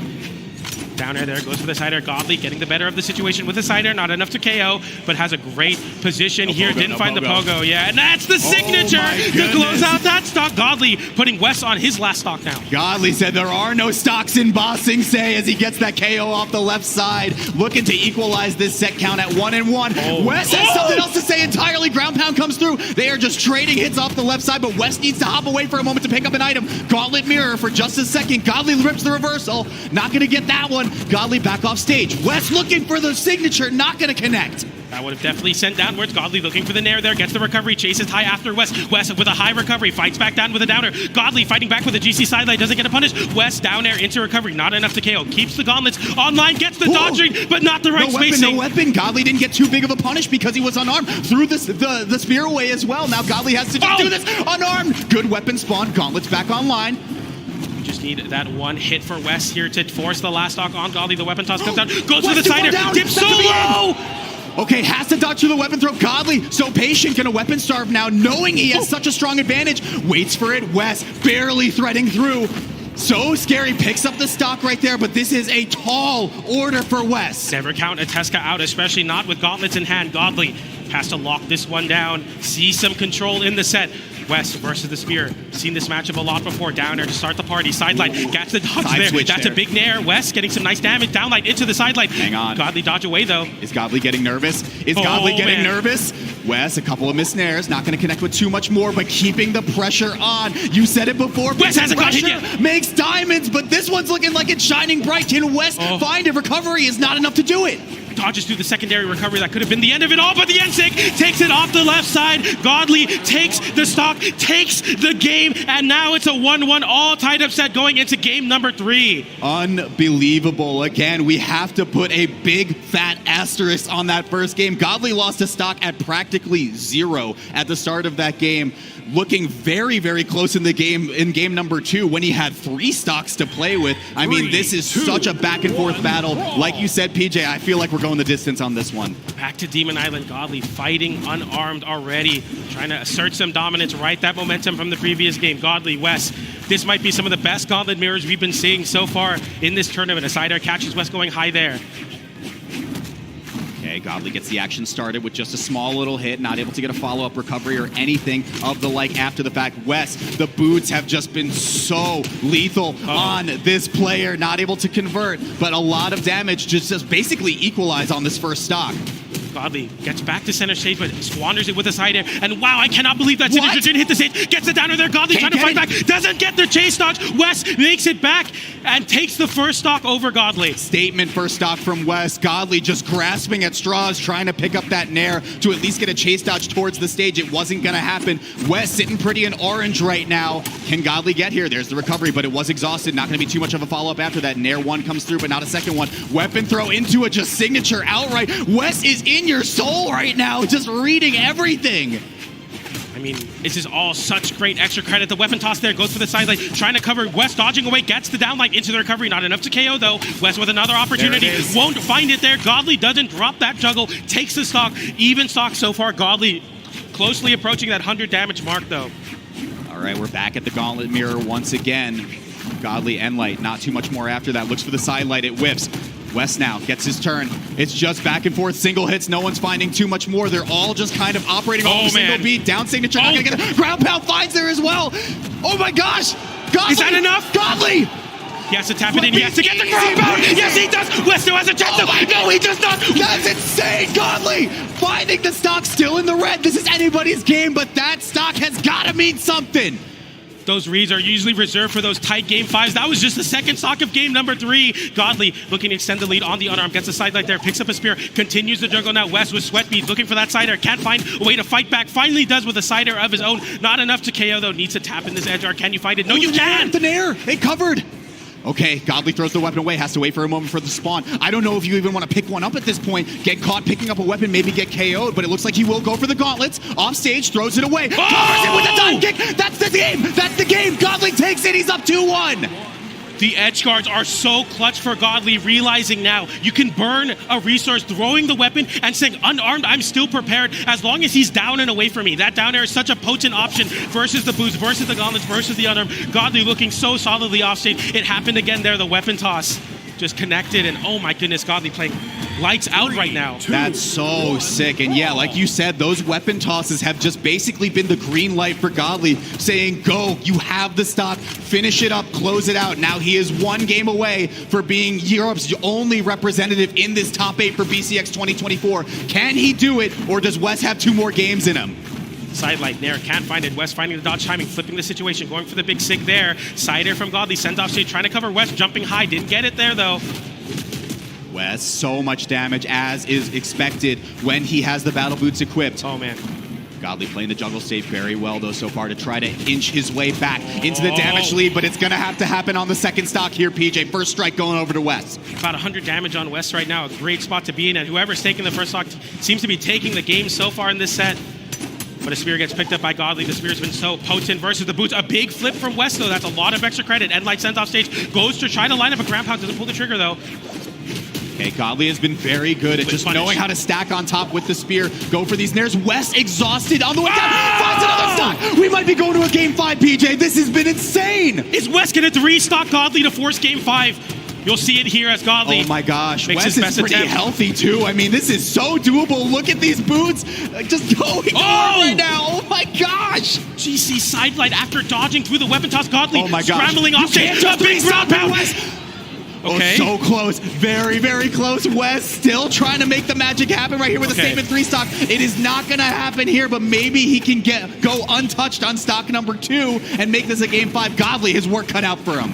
Can definitely make this happen if you're Godly, but it's quite a lot of work, Wes. Big juggle, double nair there. Oh, no. Big signature Oh, connection. no. It's not enough to KO, not even disarming Godly. Godly going down low, realizing that Wes ready to cover the high recovery. Downer to fight back there. Dodges get traded out. Sidelight into nair, doesn't connect. Godly looking for the juggle there. Another sidelight. Wes landing back onto the stage. Recoveries keep missing as well. Wes just really only needs one meaningful hit to close this game out and force a final game 5 to decide our elimination. Will it be Europe's last, or will it be another member from South America? Wes only one conversion away from making this game 5. Let's see what happens. And it's gonna flips it. happen. We're going to game 5, PJ. Wes versus Godly. EU could just be denied of BCX 2024. I cannot believe this. Wes, I mean, you want to obviously move forward into top 8 here. You have it in your hands after all that momentum, but all of Europe, an entire continent of players on the back of Godly right now. All the fans at home that have been wanting Godly to move past his South American demons out of BCX, and the first step is Wes. This game 5 means everything for Europe right now.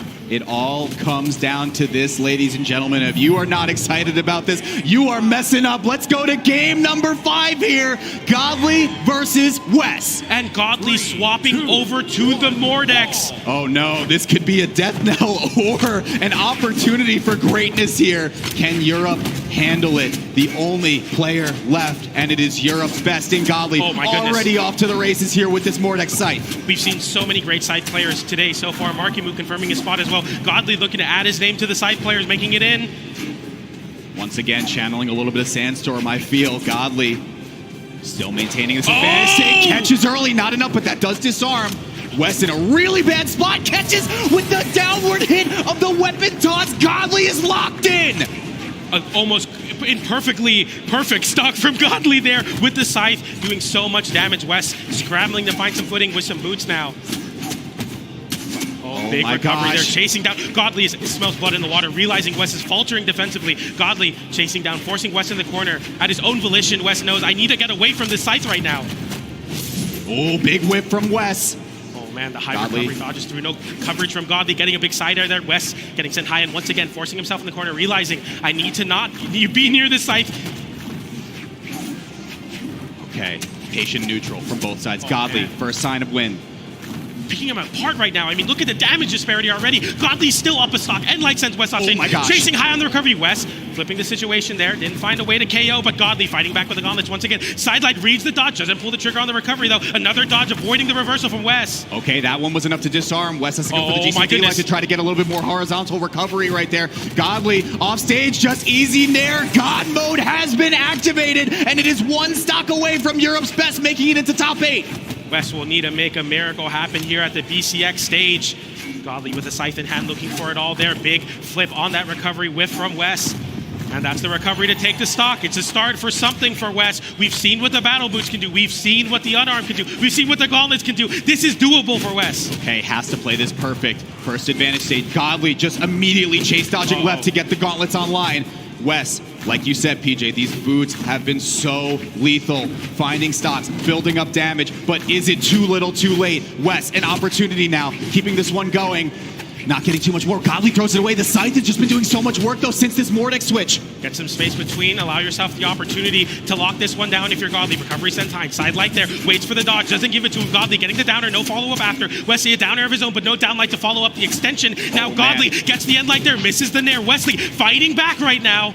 Wes, gauntlet. He just goes for it. You wouldn't want it any other way. Of course it is last stock. Will it be Wes advancing into top 8 or Godly representing Europe? So hard to say. Godly with a bit of a damage lead. My heart is aching. Wes is even it right back up. It's so close. Wes with the boots online, doing so much damage to Godly. Godly has not found a response on the gauntlets into the boots so far. Waiting for that weapon spawn, I'm sure. Big recovery there. The damage is even. Anybody's game. Anybody's game. Godly. Oh First one to swing, whiff punish a little bit. Now falling behind in damage. Just like that, even back up again. West off stage. Is it enough? Exhausted comes up off the top, but West touches back down towards center. First opportunity. Is it enough? Not going to disarm. Not going to push off stage. Godly with the reversal. He flips it. Godly takes it. EU is in top 8. Godly gets there. One read, and Europe will have his first representative in top 8 of BCX 2024. It had to be Godly for Europe to make it into top 8. It all came down to that. And there you see West. But man, what a moment for Godly. What a moment for West here, though, now. Oh my gosh. Godly. Okay, we're getting it. All right, it's going to be the mirror indeed. All right, that's crazy because we definitely thought we were seeing at least Limfe going on here. But no, we're going to play it up. Udiak, after he's, I'm hoping that he can, like, play through. I mean, the way he's been sweating, I feel like it's going to get in his eyes, bro. Or Udega. Hopefully he actually gets a chance to play for real. But he part of the Bread Mafia, too. Seems like he's actually doing a good job right now, kind of handling business right here at the very beginning. He's got the percent lead, the damage lead. Uh-oh. Okay. And, yeah, it's going to end up losing that stock. All right, so I guess we are indeed putting the Lin Fei by the wayside here for Guichibu. And instead rocking with the Asuri, which was not what I was expecting, but... Yeah, that was a bait. Like, going that far down and trying to get that weapon tossed back up. So, Udega's got to make something happen here. Yeah, the Qatar Ditto, definitely quite a volatile one, but Guichibu doing a great job with just reaction time off of these D-lights, waiting to see if Udega is going to go ahead and like maybe do like a dodge to the side. If he doesn't, just resets with another down light. But there we go. No, it's so crazy. Like he's not even moving around the stage. Like between stocks, doesn't matter if you win or lost, and he still got to wipe his head, bro. Like that's commitment. He's like, I don't need the weapon star or nothing. I just got to make sure I can see, my hands work, and then I'm comfortable when I'm playing. Right now though, Guichi getting a lot of damage right there off of that little combination. Udega himself now kind of looking for a big swing on that side stick. Now he just takes mad damage on the way back down. Nice dodge. Okay, all right, nice swing back from Udega to get back onto the stage here. We're going to see Guichibu come around from the other side with that recovery. Guess the D-Light is going to be able to catch. Wow, he jumps out of that D-Light recovery, which I'm like, I didn't believe that to be possible. Maybe it hit in a weird spot. All right, now Guichi with the sword in hand. I mean, I haven't seen too much of his sword play just yet. Oh, wait. Oh, got Okay, I mean, to be honest, I was down to send it too, but that was, definitely a good little turnaround that he was able to get. However, was not expecting that next recovery to come through. Another forehead wipe, we right back into it. Okay, there we go. We got Guichibu here with a bit of a lead and trying to rack up a bit more here, really getting these openings with the side lights. Udega, nice reaction and the recovery. That seemed like it must have been like the perfect damage range to KO there. I didn't think it was going to be enough. Yeah, absolutely. I was looking, I was like, okay, we're only in the, nope, you're gone. Had to get up out of there now, so we had a little sword fight going on this time around. The lightsabers are out, but Guichi going to go ahead and throw his way 4-2. Yeah, you know, the guitars are back out. So 2 swords are better than 1. I get it. Mm-hmm. Pulling up here, dual wielding. Uh-oh. Cooking up Udega for a second here. Udega needs to get that weapon. Guichibu's going to go ahead and starve and get those guitars back in hand. A bit of a greedy play, but it works out in his favor. Okay, able to push Guichi far enough away to find and have full reign of the stage, get another weapon here. Udega not too far off. Okay, nice. Unless you do something like that, that was maybe not the way you want to do it. It is not going to be enough, actually. You got to touch the wall. Okay, Guichibu going to go keep swapping Udega off stage here. Udega, another chance on the stage to start something up. It's going to be a punish. Get that guaranteed side light into the end light. Gets 2 guaranteed ones. Oh, and that's a trade there. They might have both tried the down light, maybe. It's anyone's game. Okay, not going to be not off the unarmed hit, but it's definitely anyone's game right now. Small wall, but I like that. That was a good pickup from Guichi. Yeah, let me go under you. You probably expecting maybe a side air or down air, but I'm going to go straight under you and then get the recovery. It didn't really matter which side of the blast zone he was going off of. You just knew he was going off one of them. Okay, and just like that, Guichibu was able to get game 1. Udega going to go ahead, have to kind of take a moment and assess where you want to go for the map for game 2, right? Because this is a mirror match here, so that means it doesn't really matter what stage you go. It's going to come all the way down to preference because the matchup is going to be the same. Looks like the answer is Demon Island. We want those short walls, that flat stage. We're not trying to play with no platforms here. We just want to keep it a buck. Uh-oh. Yeah, they are scrapping, which I kind of like to see. You know, if you're going to scrap, there's no reason to really change the stage. They basically are like, yeah, if I put you up the stage, I want that full advantage. That's kind of what you get here. Oh, wait. didn't turn that into anything too amazing. But however, this is a hot start for Udega. All right, let's see. I like this. Ooh, Guichibu gets the half-pipe starter, tries to go for another rep of it, but it's not going to work. Can't catch Udega's landing there either. Without the dodge, it would have led to huge amounts of damage, but gets the ground pound read, goes for 2, sends the bomber. Hold on. Okay. He said, let me wipe off real quick. To be honest, man, like if he's playing like through anxiety, this is some of the greatest play I've seen. No, he's goated. Like he's actually going kind of insane. I mean, it could also be like a condition, or whatever. But from what I'm seeing, Udega's is popping not off. stopping. And you can see all of Bread Mafia sitting here in the crowd rooting for their boy, getting animated for these plays. That was a quick turnaround. And with the way that this match is going, Game 3 is on the horizon. I'm telling you, bro, the way he got to wipe his head because he's playing hot. That's what it really is, bro. The temperature of his gameplay is just heating him up too much. Listen, when you in the clinching like that, bro, I get it. You know, get all the steam in your face. Sometimes you just got to take a moment. Guichibu finally able to get that first stock, but it's probably a little too late here. You got to get like a really quick early stock, and we know that that capability is possible because we saw Udega do it earlier, but I don't know if that's going to happen. Guichi.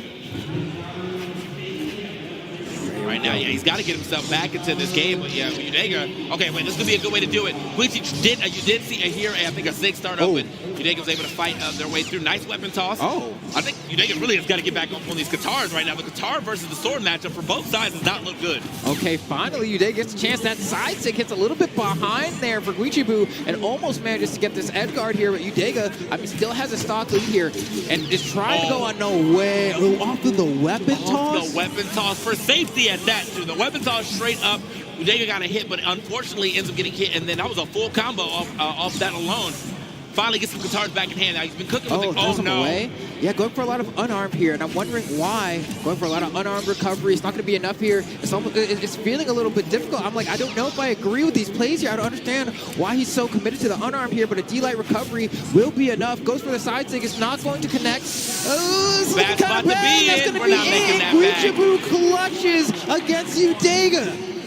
Yeah, Guichibu, I mean, that was a crazy 2 first stocks right there for Udega, too. So, just unfortunately, I mean, started throwing away too many weapons. You were saying, like, something fell off, bro. I'm not gonna lie. Disarmed too much. Yeah, I think picking up the weapon, maybe want to try to start their offense with the weapon toss, but I feel like just getting back to the guitars, after you saw how hard you went on those first 2 stocks of the guitars, I would have just held them. Now into Game 3, though. Okay, let's see if Udega can bring it all the way back.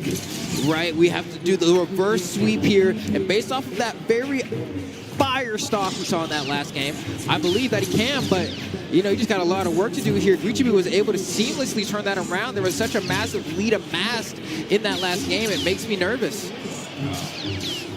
All right, the sword is actually getting some work done this time around. I feel like genuinely in that last game, it was definitely all guitars. And so the sword just wasn't looking that good, but the sword's looking a lot better this time around.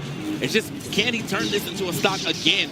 Damage. All right, looking for the dodge through. Gets right back to the sword. The recovery, yes, sir. Okay, another hot start for Udega. Hopefully we can maintain the same level of pressure because we don't want a repeat of the last match where he was able to so convincingly create such a lead for himself against Guichibu and then crumble toward the end. Okay. Damage. Oh, then he's cooking. Oh, wait. God. Hey, you know, that stock just had to go. I'm sorry, bro. Like, there was nothing. You had no say in that. You have to go, but it doesn't matter. You still have a pretty good lead. Udega. Okay. All right, like that. Yeah, slid a little too far down, but still was managed to find himself some extra damage with that recovery. And now we back to scrapping unarmed, but not looking too bad this time around. There's the weapon spawn. We have the sword here. A D-light recovery should be able to do it. Last time he was able to get that side stick. Guichibu going for a quick, cheesy one here to see if maybe we can go ahead and turn things a little bit more skewed in his favor, but it's not going to work out. Yeah, for the most part, I think. Oh, wait. Okay, yeah. Udega's recoveries have been very good. There's never been that moment where you kind of catch him mashing that jump out of disadvantage. Oh, my God. So, yeah, the weapons are starting to blow him up, though. Oh man, it's like a Falco laser, man. Like it's just that stutter that just like really messes with your ability to maneuver, and you have to have that spot dodge ready. The down sig catches the dodge there, but Udega still can make it back. Gets caught by the unarmed down sig, didn't get the touch. The dodge should be back, and gets caught by the ground pound. Perfect coverage from Guichibu here, but it's not the end of the line yet for Udega. Not at all. If he could just find the stuff. Oh no, okay, there it is. Messed up, maybe probably trying to actually get the jump, gravity cancel one first, but because he messed up the first time, he's like, you know what, I think I just send the recovery the second time. Gets the D-Light into the recovery, and now it really is, can he bring this back? He's the one who's armed. He's got to, good read. Oh, couldn't get the full damage he needed off that though.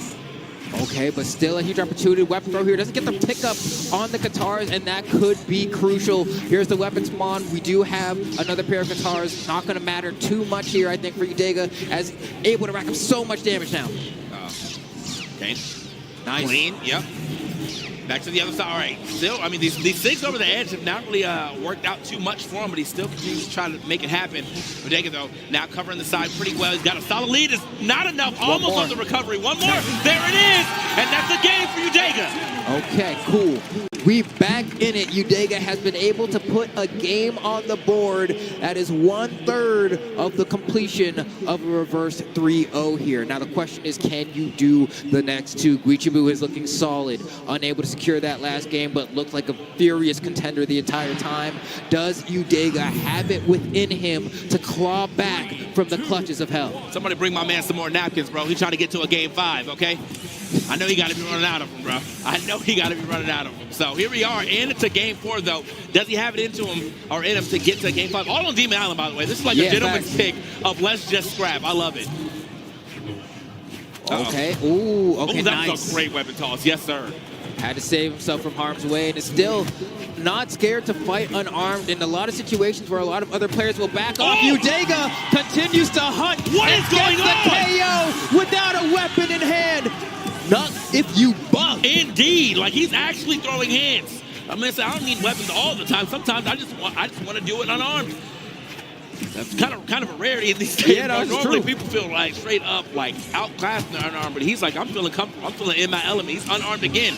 There we go. He's getting a couple of hits here with the sword. Wouldn't be surprised if we see a weapon throw in the near future. But Guichibu trying to send the answer right back. Oh, you're not going to get a touch here. We do get it. Just Wait, barely what? got a touch. Wait, what? I feel like he was there. Like, it definitely felt like he touched that wall, but apparently not fast enough where he wasn't actually high enough. Guichibu is going to find an opportune time to hit, I think, a downer to go ahead and get that stock, but it's right back to the Guichibu show. Okay, let's see. Things are close here. Guichibu's answering back. Actually gets a little bit of the life lead here and is putting on more pressure. Udega fights his way out the corner with that side air. Is looking to get some sort of damage here. The Guichibu is going for these down airs, but that's not enough. We need a side light or something to go ahead and convert into more damage. Udega's starting to get lapped here. Guichibu converts into the down sig and steals the stock. Is this the end of Udega? It's looking a little likely if he can't get a weapon in his hand. I mean, we've been talking about how good he is on the unarmed, but you don't want to just play there all the time, especially if you're trying to get back into the game. He's got an unarmed KO already with that ground pound. That was some opportune play right there, but currently, it's really just on the Guichibu side. Uh-oh. Oh, that was close. Yeah, tried to go for the dash side light there. I don't think he needed the dash, but that was a hard part to see there. Throws the weapon away. He's going to go ahead and pick up a sword, but you're taking a lot of damage here. I think the D-Light recovery might not quite enough. The ceiling's a little bit too high. Can we catch the landing? Yes, another recovery, but without the D-Light, he doesn't have enough juice on the carry, and Guichibu's going to take this opportunity to try to rack up more damage. He burned the dodge here. Huge opportunity for Guichibu, and this is starting to look grim for Udega. Yeah, I mean, he has to get this stock, and he has to really ShamWow another one. I was like, that ceiling was looking higher and higher every time for some reason, but he finally finds the downlights of the recovery, goes for the guitars first. I think that's good. I think this is the one that you definitely can't try to steal a stock one with the right read. Don't throw those away. It's probably over. It definitely is.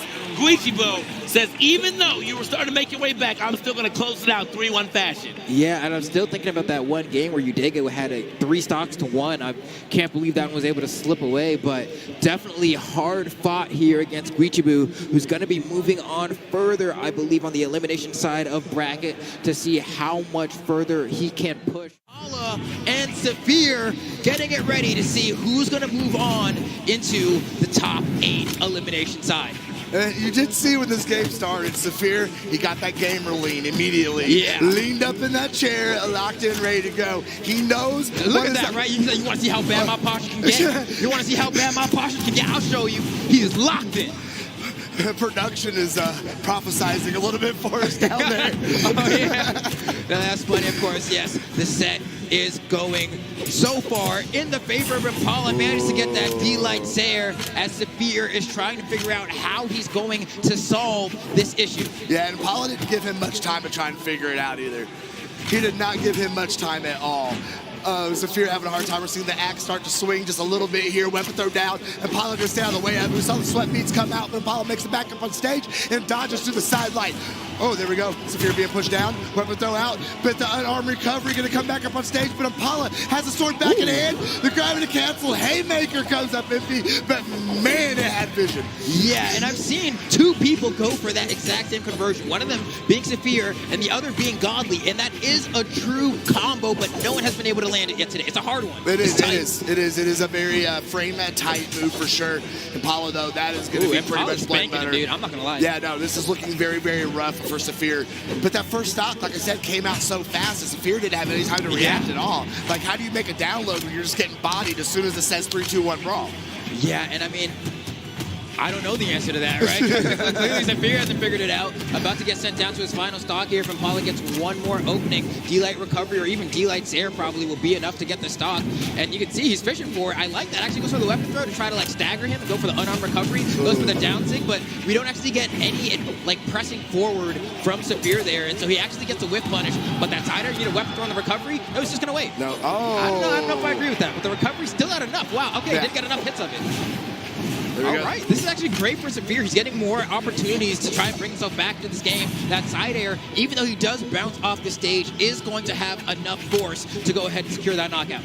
Yeah, looking a little rough, but I mean, he is, after that first initial interaction in that first stock, he's keeping it even from that point. Yes. It's just a matter of being able to bring that differential back and be able to climb back and keep things even. If that side stick get hit, that would have taken the stock. I actually super respect that play from Saphir because he needs to do something large, something massive to bring him back into this game one, right? You don't just want to give it away. Can I save it here? I don't want to be thinking about going next at this point. You're playing Ogrim. He has a lot of attack, a lot of defense. He can definitely bring this back. He does have an X factor to him. Yes, absolutely. But it's starting to get a little more dire as we continue on. That dare oh, that was nasty. That's not a weapon throw. That is a weapon drop. Yeah. And it dropped right on the top of his head, and that is going to be a pretty dominating game number one. Okay, Impala looking, honestly, looking as good as he did earlier, right? Like, I don't think anyone would say you look at Balloon Boy versus Impala and Impala wasn't playing phenomenal, right? No, that was... Impala still playing phenomenal, yes. right? And it seems like Saphir's like, dang, bro, okay, hold on. I gotta really sit down and do my homework, I guess. I gotta flip through the textbook, maybe hit Spark Notes, because you don't really got a whole lot of time. So I don't know if you really have time for the whole thing.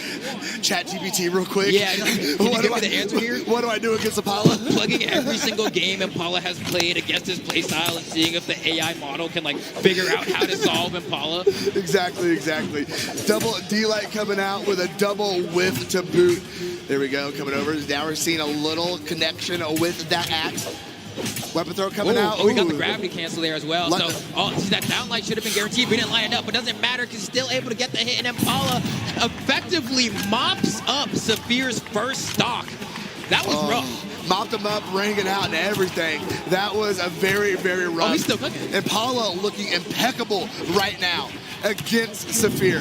This is going to be a hard one for our brother from... Oh, my God. For our brother from EU, if I can say words. Oh, my gosh. No, Impala, I'm not going to lie. He looks like he's farming, bro. I don't get it. Like, why does it look so dominating? No, you can tell. Because he always has that tell in his face when he's getting a little silly with it. He gets that little Impala grin going. And we're seeing it happen here. He's looking cool, calm, and collected. The same could not be said for his opponent across the stage. Yeah, Saphir, I mean, as locked in as he can be, just having a tough time getting through this Koji. And it's tough, right? Because who plays Koji anymore? Koji used to be such a popular character and then kind of fell off the face of the planet. That recovery is actually going to be enough to get the first stock of Impala, but you're behind by an entire stock, a game at that. With Impala playing the way he's playing right now. So good. Yeah, he's looking very clean, using that speed on Koji to the absolute advantage, staying out of the way of the recovery. Ooh, the Nair's going to go ahead and whiff as well. Impala now has that position. The edge guard going to come into effect here. See what we can do. Oh, he went down with the dare. Oh, he stayed underneath the side. That's really bad for Saphir, actually, but he does get the touch, so things are okay here. Scary. Yeah, very scary. Impala still had that power position there for half a second, though. But we see the Nair's just juggling Saphir up in the air. Finally going to set it down with a neutral light from the land. But Impala's got one of his own. Oh, my God. Look at the way that Impala is rushing Saphir down. The weapon throw to bait out the dodge almost gets Saphir right there on the recovery, but just narrowly hanging on in here. But Impala looks so confident here. He's just running at him, and he doesn't know what to do. Impala is in his head right now. Okay, there we go. A little ray of sunshine coming from Saphir, but it is so late in this game, and he is so hurt, Flambeau. Yeah, what's the point of having a ray of sunshine if the blinds are closed? Okay, you know what I mean? Like, are the plants getting any sunlight? No. The answer is no. The answer is no.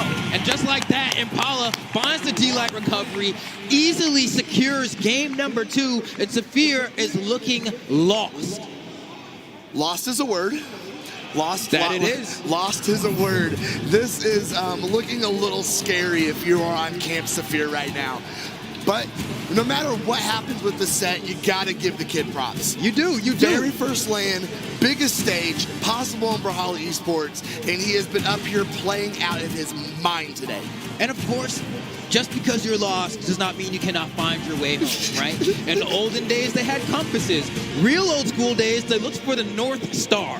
Saphir needs to figure out what that is for him, and then maybe, just maybe, there's a chance that he can bring it all the way back. But with the way that Impala's playing right now, honest to God, do not see the reverse 3-0 happening. No. But I will never say that it cannot happen. Oh, I will. No, this is looking pretty rough. You said it, not me. Flambeau being an absolute poet today. The analogies, the metaphors, it's so beautiful. That's the art of it. That's the art of it. That's how you make it stick.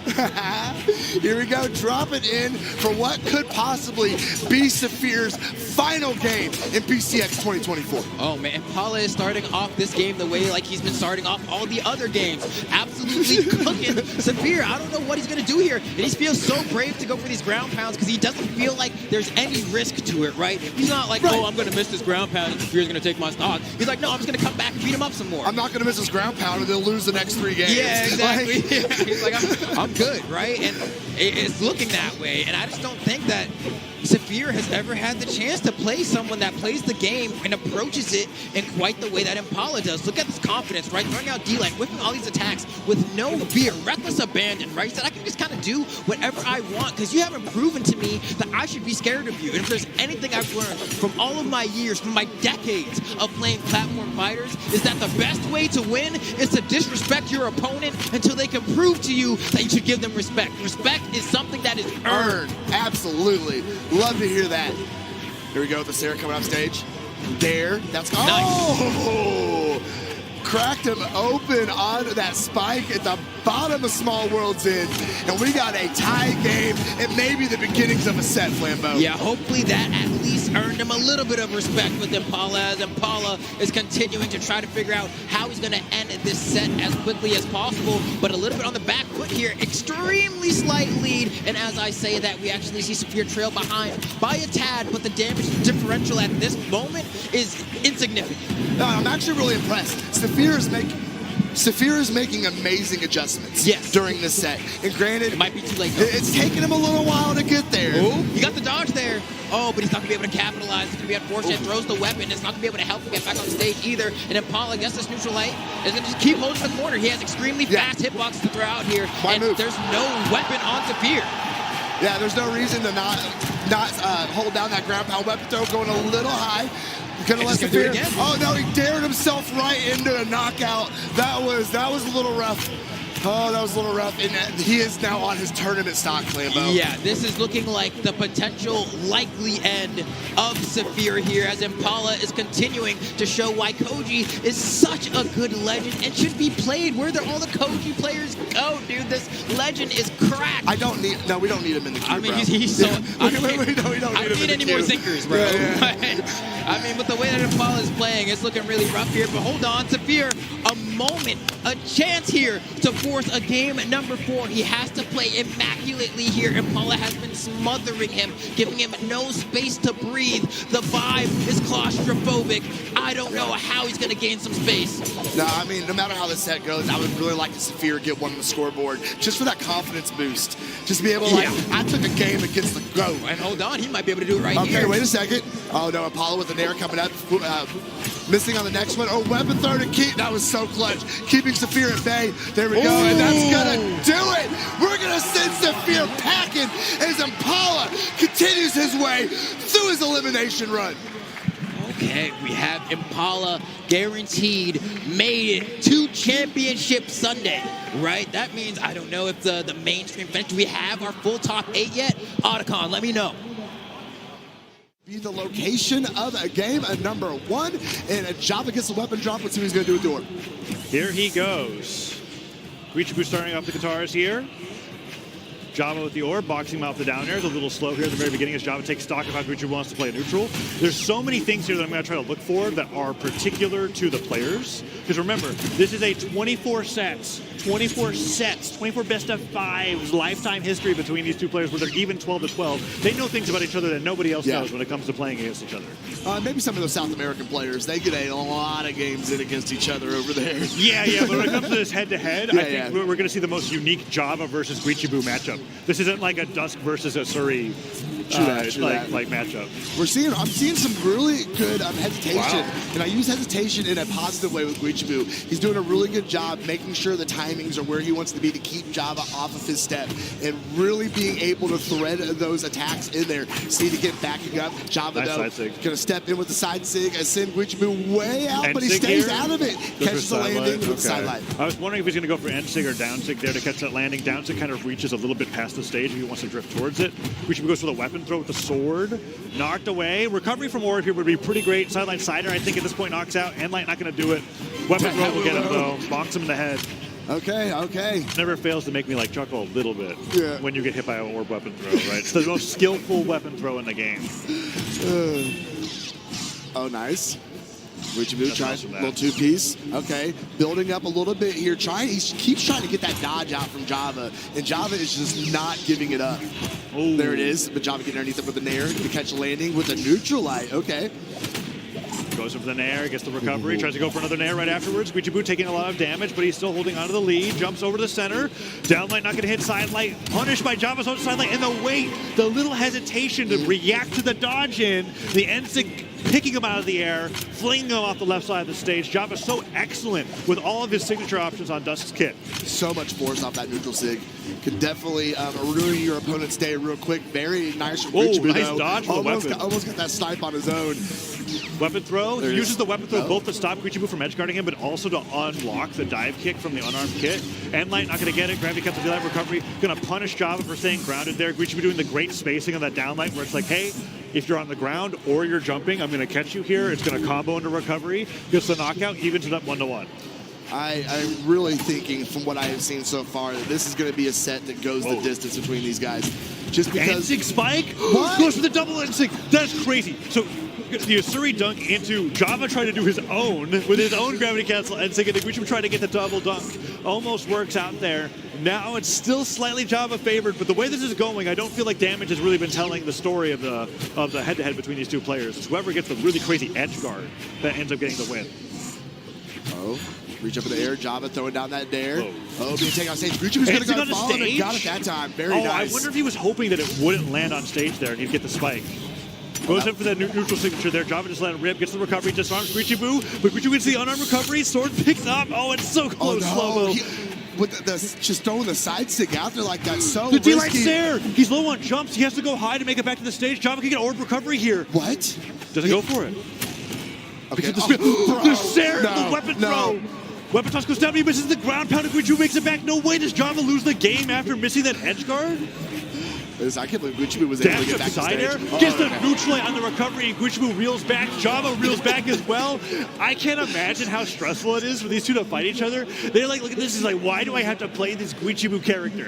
It's like, why? And Guichu's over here being like, I have to fight Java. It's so crazy. They fought each other so much. It was so close that it came down to last hit, last stock, game one. I expect every single game like that to go that way. This might be the first game 5 that we get on this set. I mean, we've had a lot of 3-0s coming through here. The only one that stopped that pattern was Volst with that game 1 win over Java himself. And after that, Java just got better and better every game. Yeah, you can definitely tell both players were absolutely locked in there. We kind of saw Java trying to catch his breath after that game, just kind of trying to lower his heart rate, just closing his eyes and just kind of taking it in, resetting himself to go back in and hopefully do it again. 589, 542, very, very close, Taza. Let's see how game 2 goes here. I'm expecting Guichu to be staying with the Asuri the entire way through here, right? Ahsoka at the crossover for Asuri, got the guitars, got the sword. We saw that the sword was very clutch for the knockouts, as you were talking about. You get the consistency, that sword downlight, leads into recovery, leads to side air. We're back to Demon Island. Here we go, game 2, Java versus Guichu. Java with a slight edge in the set. As they fight to break their lifetime tie. Yeah, it really is a lot riding on that. Being able to do that at BCX nonetheless. Guichu, Java hitting a dare, sidelight Sayer, bread and butter on that orb. Gonna hit it again, yeah. That's a lot of damage racking up as well. Can he get a third? He gets the side sig and the extra charge to just send him flying off the right side of the stage. 25 seconds, no damage taken. Java destroys Guichu in game 2. That is very unfortunate for Guichu. Java absolutely came out and just took advantage of that opening stock and put himself in a fantastic position. Now Guichu, of course, is now on his back foot, back against the wall, and has an entire stock that he has to bring back against Java, who's playing the way he's playing right now. I mean, Guichu had a good start there with the guitars, but doesn't lead it into that blender string that we're so used to seeing from them. Sidelight comes through, no dodge, another sidelight down air here could spike Java, but Java makes it back to the stage, gets the pogo, picks up the orb to be able to go for maybe another sidelight side air here, goes to the landing down air hitbox into the chase dodge. Java really playing well here in game 2. Side sig whiffs. Is this going to be the stock of Guichu? Neutral sig would knock out. Oh, he's looking for that. Oh, okay. That was so good. He waited for the weapon throw to dodge it and then cancel the dodge into a down. Like, gets the side of the down stick. That's going to be the knockout. And just like that, it took a minute longer, but he did not take the damage for that lead to be too detrimental. No, that was so well played from Guichu. He was down an entire stock. Java came out and played that first stock perfectly. But you look at the stocks and you look at the health up there in the top right corner now, Taza. This is a dead even tied game right now. Oh, gets the recovery, goes in for the nair, goes in for another nair. Guichu just recovers away, sweats back to the stage. The sweat goes away because the dodge comes back up, but Java manages to get the rest of the damage. Side sigs from Java are looking a little shaky. Yeah. He's letting those go where Guichu was nowhere near to be able to hit it. And Guichu slowed the game down enough to where Java's having some trouble, get some momentum. But one good side sig here would do it. Goes for the down sig. Guichu gets the punish. Can he get the edge guard? That's such a weird statement. Guichu slowing the game down. That is such a weird statement. You kind of have to with how good Java is at boxing people out with the orb. But, you know, you would think, especially in this situation, to be Java slowing the game down. But yeah, I mean, you could look at it either way. The way that Java's playing definitely makes Guichu have to do it. Unless, look at that, edge guard jumps all the way out there. All 3 jumps, nairs him off the right side of the stage. 1 stock away from bringing it to match point. Yeah, and that's going to put Java in a very good position. But Guichu still sticking in there. I'm still really impressed, especially on that first stock. Oh, we were going to get the gravity cancel haymaker, but Java is all over it. He get the down stick, he gets the pivot there. Oh, we looked for it. The down air did not hit. Side stick didn't either. Guichu did, though. He's not coming back. Can he make it back to this? D-Light ground pound? Oh, the weapon throw point blank saves his life.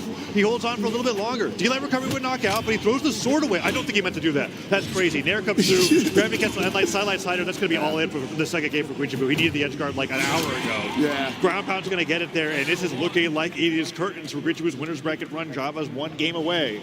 Can Guichu bring it back? Is he going to bring up the Lin Fei? I want to see the Lin Fei. I want to see it too, but also Guichu looks pretty prepared for the set, and if he knows better than anybody else what he has to do to beat Java. Yeah.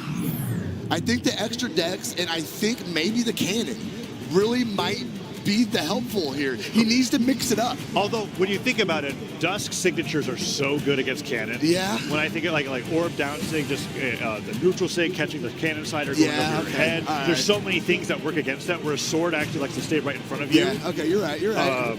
I don't know. We'll have to see. We can see right here, Spear, what, it got like a pogo in? Is that what that 60 damage is? He was not using that weapon at all. No, it was definitely the Orb show. But we see too, Guichibu was relying on those guitars. Yeah. He wasn't really using the really wasn't using the sword. So then again, I wonder if that extra dexterity from Lin Fei would be able to make the difference. But no matter what, he has got to make a change because this is his last chance to stay on winner's side. I mean, can we get a drip swap? Can we something? Nah, I don't think that's going to happen. He might be staying with the Ahsoka the entire way through. No, there's this. Okay, we did get it. There's the Lin Fei. This is what Guichibu made his name for. This is what he qualified for the very first Royale that he ever got to on. Lin Fei has been his main character for a very long time. Guitars and Cannon for game number 3, back against the wall. Let's see if he can bring a game onto the table here against Java. Downsing, opening it up. Doesn't get the down air spike in there, but he's already opening up strong with Lin Fei's unique signature properties, right? Yes. You get that spiking fireball off the right side of the stage, and you get to travel with it as if it's like an extra guitar down there. Guichibu's movement here at the beginning is looking very clean. A little pep in his step, if you will. Caught Java, bring it back down the stage. Java using that soft platform, trying to stay out of the way. But there's no offense from Java. Java's trying to get down on the ground, and Guichibu just keeps winning. Yeah, Guichibu just absolutely blocking every option he has. No! Okay, can you make it back? No, slide charge down heavy on reaction to the jump. He saw the dodge, he saw the spear recovery, he knew what Java had left, and he didn't have him time, or didn't let him have the time to be able to make it back there. As Guichibu solidly takes the lead here in game 3. I mean, even if it's just, even if Lin Fei isn't, actually better against this Dusk, the confidence of being able to have. I mean, I was talking about the cannon. Cannon has not been used. Yeah, okay, that is true too. It is all guitars so far, right? Like I was talking about all the weaknesses. Like, yeah, maybe you won't like Cannon in this matchup against Java specifically. Guichibu hasn't done. He's done 0 damage on the weapon. It's working out so far. He's still very healthy on the opening stock. Now, finally getting into red Java. All you need to do is fish out to the recovery. Guichibu took the high route. Going to go ahead and get hit by that, take him off. We are all tied up with the Guichibu having just that very, very slight health advantage. Let's see if he even holds on to the cannon here.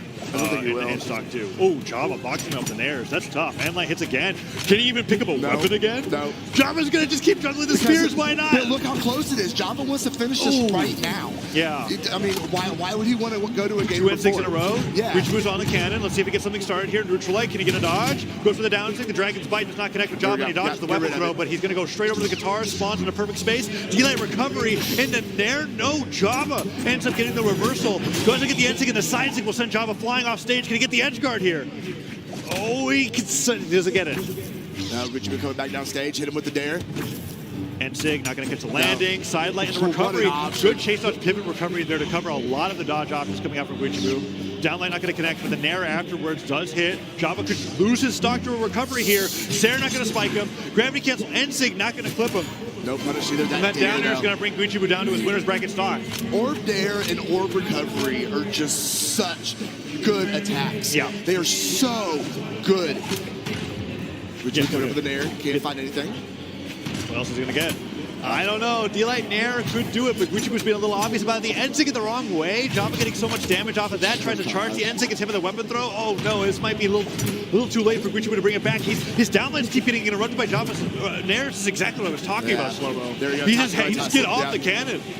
Yeah, go ahead, toss and get those guitars back in the hand and continue to go to work. Here we go. He's so, recovery. I mean, he's literally playing almost flawlessly on the guitars. So, is he going to throw the cannon away? Stay the guitars. He has guitars primed. So even if these guitars get broken, he's going to be playing with guitars for the rest of the game. Java, on the other hand, picks up a fresh orb, hits the recovery. He's going to punish that neutral sig. Doesn't get the downlight, though. Java ends up escaping. That could have been so much damage for Guichibu here, bringing to game 4, and now Java's got an edgeguard scenario. Come on, Guichibu. Dig in. Take us to game number 4 here. Java, though, with the Sair. That's not going to be enough, but Guichibu's got to find his way back. He does land. He hasn't been disarmed. He still has guitars in hand. Java fishing. That was actually really great. Sideline Cider does the side stick. That's going to be it. Guichibu goes down 3-0 to Java, who knocks his way into the winner's side of of the bracket that's going to guarantee that he's on that winner side, top 64. Now going into phase 3, assuming that Sandstorm is going to upset, that's going to be his next opponent as he goes through and just knocks everybody out of North America. Guichibu is going to go down to Java. That set scoreline is now going to be 13-12. And Scythe, and we don't have to wait at all. We're going to drop right in. Java on the dust, Marky Moo on the Mordex, and Marky Moo looking like he wants to go straight to work.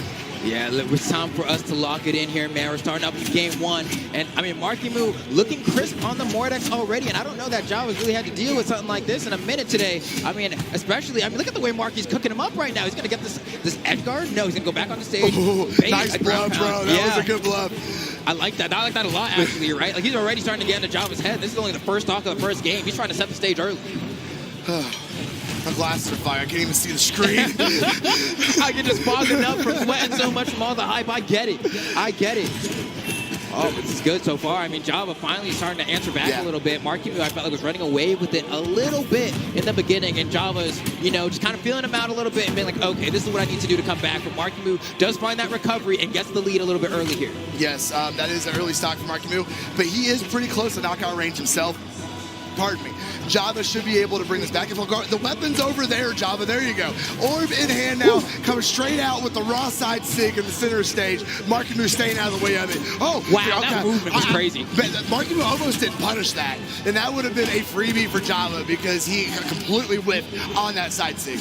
Okay, then let's see here what Java's going to do here. He's been struggling. I mean, we saw it even against Raiders. Had a little bit of a tough time securing those knockouts. Finds that sidelight side air this time around on the orb. But Marky is looking very strong right now. Has a bit of a lead and picks up the gauntlets as well. Java swinging back, though. This is great, actually. I think this match is pretty good for the Spear. I like this one. Yeah, Java's he's just different on it, though, man. Especially we were talking about the way he pilots his dust. Marky Moo coming down low, pressure. Oh, nice clutch there. Yeah, that was clutch from Java. Saved his whole stock. Saved the equilibrium that they're in right now. Marky Moo with the reversal. Dare is gonna finish it off. Marky Moo continuing to carve out his lead. Yeah, and just the way he's able to capitalize once he puts his opponent in disadvantage is so perfect, right? He was able to go ahead, interrupt Java on a gravity cancel, and then say, you know what, let me go off stage, just make sure I get this extra dare, just to ensure you don't get your dodge back in time and maybe get a wall touch. Java with the Sair, trying to catch Marky Moo off the wall. Marky Moo, gravity cancel D-Light into recovery. Couldn't quite get anything after that, though. Marky Moo, though, now has that Scythe in hand. Sidelight going to go and connect with Java. Java staying up in the air, trying to stay out of the way of that ground game for Marky Moo. But they're just jockeying for position now at this point. Marky Moo just stepping up at Java's face, ready to fight unarmed. Oh, send him over. Java going to go and protect the weapon. Back on Spirit. Ground pound will confirm the stop. Yeah, smart from Java, realizing that Marky Moo got sent from one side of the stage to the other side of the stage without touching the ground yet. So he only had one jump and a dodge to get back to the stage. That Spear ground pound was all but guaranteed. Absolutely, absolutely. Very, very even as we head into, we are now at 3-minute mark in game number 1. Marky Moo with the lead. He's continuing to extend it. Ooh. No dodge. You're a brave man, Java. Wow. And Marky Moo just lets the end-sig rip, saying, you know what? I know where you're going to go. I'm just going to go ahead and close up this game 1. And honestly, that looked like pretty good for Marky Moo. I know that Java had the one game or one set win between them, but I think, what, you said that was Trial of Freya? No, that was when he won okay, against I was going to say, I was like, was this like that might have been a different Marky Moo, just because like Marky Moo in let's say March or April, completely different Marky Moo than the one that we have now here at VCX, right? Like the amount of improvement he made in that short window of time was actually exponential. It's like wild. It happens rarely in Brawlhalla, but it does happen. It doesn't happen very often at all. He has definitely improved so much this season, especially. He has gone from nobody really knowing who he was to being a household name in Brawlhalla. What a goat. What a goat. you just gotta look and smile, right? And it's like, all because Future Bubble decided to buy him a PC. Like, you can't make it up. You can't make it up. He's a humble kid, too. Good kid, good kid. Oh, yeah. Oh, yeah. All right, so here we go. Starting off the game 2 here. It's been a pretty close game, back and forth. Nice recovery coming out from Marky Moo. These uppercuts are tacking on the damage, but Java is doing a pretty decent job of responding. He tries to get the N6. Marky Moo's conversions with the gauntlets are so unique. You don't really see people do it like that. He goes for the turnaround nair because he knows exactly what position he wants Java to be in on the stage. Marky Moo with the dare. Put a little more pressure on Java. Who's going to be the first to strike here? Who's going to get the stock? Java, I kind of thought he was going to go up with the recovery on the spear. Opted to swap over the orb. Marking me with the double unarmed recovery. Hit him again. Hit him again. No, he's going to find a side catch landing, but he wants them gauntlets to find the knockout, and there it is. Okay, Markimu yet again starting off with the lead. We're going to see if Java is able to respond in tow. Has been having a bit of a tough time breaking through this offense from Markimu, but he has his spear here and a D-Light Sayer in the corner. Should be, oh my god, what is this? Okay, he went for like a Fry to Saul conversion there. That's something Fry would have done. That was weird. That was very Fry right there. I couldn't have said it better myself. Markimu coming back with the unarmed recovery. Java going to go ahead and take him off the weapon. We're going to see what he can do with the orb. Sayer going to bounce Markimu's face off the side of the stage. See if he can find it. Grab it, gets the D-Light in a ground pound. Doesn't even need it. Markimu didn't have the off desperately for it. Just like that, yeah, you can't forget, like, this is Java. Like, there was a time where people were like, I never want to go off stage against this guy, right? As time has developed, people have also gotten much better at edge guarding. I don't think people would ever say the phrase that, like, well, I won't say people wouldn't say it, but, like, there was a time where it was, like, undisputed, Java was, like, one of the best players off stage, right? And he still is, right? Alongside, like, Phazon, who didn't come to this tournament, but also just, like, Markimu, I think, maybe forgot about that in that exchange. But right now, doing a pretty decent job trying to bring things back. Needs maybe one more end light in the corner here. Oh, what a dodge, dude. What land reaction time is crazy, right? Yes. Like, you won't see that in an online tournament. Oh, weapon through the face. Can he find the finisher? Oh, the wrong direction, but it was enough to scare Java out of it. Took his options, and we're all tied up. You see, what I like about that is that, like, Java has the option to, like, fade into the stage there or try to retaliate. And he just guessed wrong. It was like a bit of a 50-50, but now Markimu has been able to bring things back and already has a lead, gets the recovery, forcing Java to recover high. And at this point, is Marky also going to take game 2? Is Java going to have to, like, do a reverse 3-0? I mean, honestly, so if Markimu takes this game and you put Java in that position, like, can he do it? Yes. Can he? Do I think he can do it against the Markimu that is sitting there right now? I don't think so. Yeah. No. 3 in a row is a lot. It's a tough order. Yes. I don't want to count him out. But it could be difficult. But first, we have to talk about him getting through this first game, right? He gets that neutral sig. He's still fighting back, but he's been disarmed. He's a recovery away from being down 0-2 in this set. What's going to be the answer here? Markimu just chases him aggressively as he's hovering around the weapon and gets him with the recovery, and now needs one more game to go ahead and progress just a little bit further, right? We're sitting here in elimination side top 12, so that means the loser of this is going to get, what, 9th place? And then they're going to have to play one more set, and then that one will then qualify them, I think? Yes. Or maybe, yeah, maybe, I don't know. No. Loser gets 9th. Yeah, exactly. Okay. Yeah, perfect. Yeah, exactly. Oh, look at that last stock from Markimu. Take a look at it. Just the uninterrupted damage there, or not taking any damage, being able to lay it out. Very, very clean graph from Markimu there. And we're going to see what happens here going into game number 3. Is this the last of Java that we see at BCX?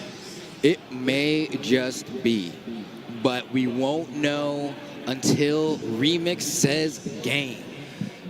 Remix always let us know. He always lets us know. It's true. Yeah, he never lost. He never he never leads us astray. He never does. When somebody gets bodied, he says destruction. And when somebody SDs, he'll be like, yeah, what? So, we'll let the announcer tell us how things are going to go here as we load into game 3, Small World's End. Java needs to perform the reverse 3-0 in order to have a shot of getting into tomorrow. Right? Yeah. That's it. You need to win this one to make it happen. On the other side, Marky is looking very convincing. That downlight almost spelled imminent doom. Oh, Java's in trouble. Oh my God. Java's in trouble, He's still in trouble. He's a big trouble. Oh my goodness. He touched. He has another chance to mix him up. And Marky has just perfect coverage. What is that weapon throw? He wanted it to bounce off the corner and then go straight up and come back down. This guy's brain is actually massive. Oh, he's trying to play a little chess there for a second. Wow. There you go. That's a good opening stock. That is a good opening stock. He's actually playing default stance on Mordex. Yeah. Which is like, I mean, hey, man, I get it. Marky, he's like already tight enough that he ended up dropping that game to Apollo, right? But if he wins here, at least he gets to go to top 8 tomorrow. And so he wants to take out Java, but Java charging that side sig a little bit, getting that punch, but it's not enough to get the stock. And Marky makes it back to see another day. feet, get on that weapon though, and he does. Gauntlets in hand. Ooh, Java was way high in the air. Markimu was right underneath him. Didn't quite pull the trigger though, but he's going low. What is he doing? Besides staying out of the way of the down sig, Java backing up in the center stage, trying to come down and catch Markimu. Markimu just wants on that weapon drop. Oh, he didn't get it. There it is. Okay, side light coming off the side, coming down with the dared whiz. Weapon throw out to protect his face. Weapon throw out hits Java. Side air is going to go ahead and send that stock off of Markimu. Okay, here we go here. Java still has more work to do, still trailing behind in damage by just a wee bit, but definitely not out of the realm of possibility as Markimu is putting so much more added pressure here. Java trying to retaliate. A beautiful stuff, goes for the ground pound, recognizing he caught the recovery there, but Marky's going to refresh and touch the wall there as well. Wow, and just like that, this could be, no, it may very well just be Java's final moment here in the bracket at BCX. Look at the way that Markimu was smothering him. He sees tomorrow in his eyes. Yeah, I don't know if I see a world where Java comes back from this deficit right now. Although he's put some good pressure on Markimu, but Markimu staying right out of the hitbox. So well done, knowing his position and knowing the options in front of him. Great job from Java staying out of the way of that gravity cancel D-Light. But he's going to catch that weapon throw, and that's it's not looking good for Java. It's he getting so dark. No, he's going to have a tough time. Marky phones it in, and that ground pound is going to do it. Markimu has taken Java out of the bracket and has qualified for top 8 on the elimination side of bracket. We'll be seeing the young god tomorrow. Look at that smile on his face, bro. Look at that smile. Well deserved. Java, unfortunately, his dreams for singing that is crazy, some upset, but we are finally going to drop in. It is 3 o'clock on the dot in Apocalypse, and we are going to see Java and Volst try and throw down here in game number 1. And we do get a Spirited we were talking about. So we've got Orion versus Dusk, Lance and Spear versus Spear and Orb. I'd say that, like, if I was being objective about it, Orion's signatures need a little less mastery to hit than Dusk's. Oh, just a little.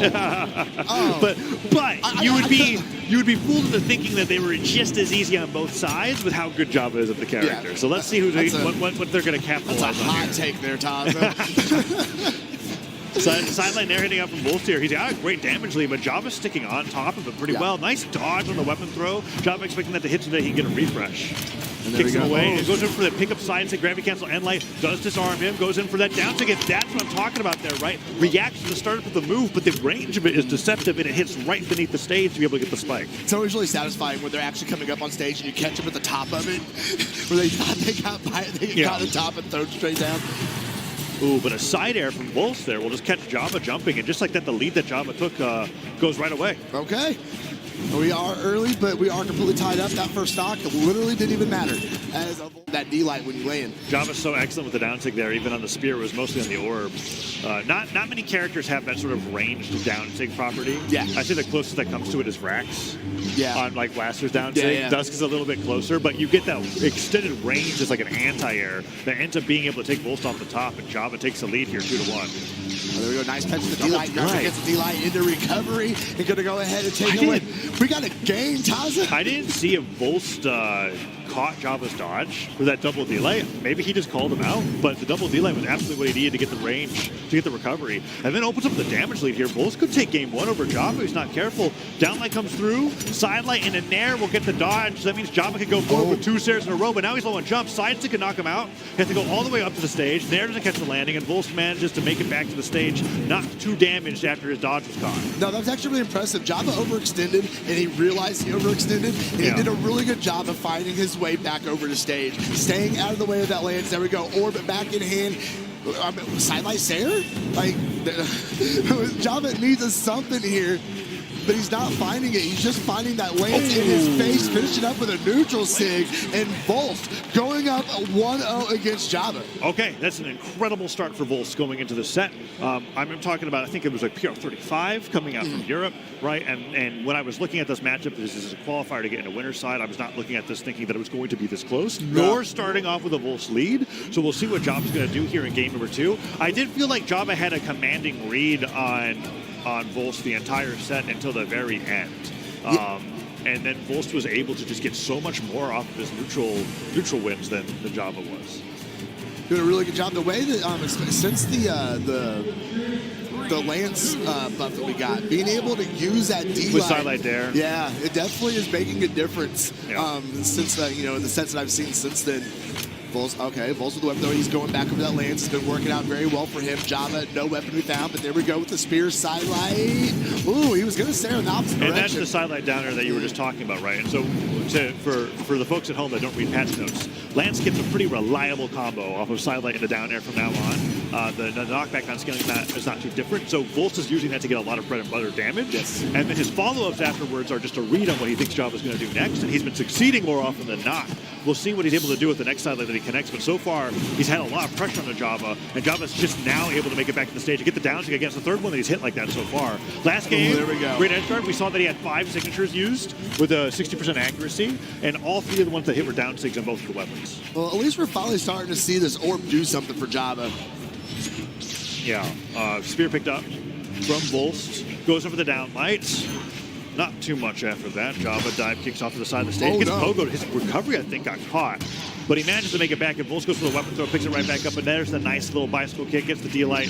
What else can Java get? Gets hit by that sideline. Volst looking like he's going to clean up things pretty quickly, unless Java starting to get the extra credit. Yeah. 2 down airs in a row here. Another neutral light. Down air to stop Volst from jumping right back in. Slides off the down sig, but because he caught him on the other side of the stage, he ends up not going down. No, that was definitely a weird force off of that with the angle that it hit. Java, though, finally being taken off that first stock. Got some pretty good extra credit. Volst's going to have to work a little bit to bring things back All of Java's here. extra credit was chip damage, though. Yeah. There was like an end light here, a down air there. We didn't see that side light, D light, nair, nothing like that coming out from the orb there. So Java has to work really hard to be able to hold on to this lead. Good start there with the nair side air. Orb picked up and a little staying right on top of him. Landing there, end light, true combo, but there's that side light, D light recovery coming out from Java's orb that puts Volts in the deep orange. There we go. Charges it, too. Yes. A little bit of that extra oomph. And that's another thing that's unique about the dust signature. With side sig. Being able to get that little extra charge, be able to mess with the timing on that signature and get your opponent kind of mixed up and not know how to avoid it and how to dodge it. Oh, but Volst seems to be fighting back just fine.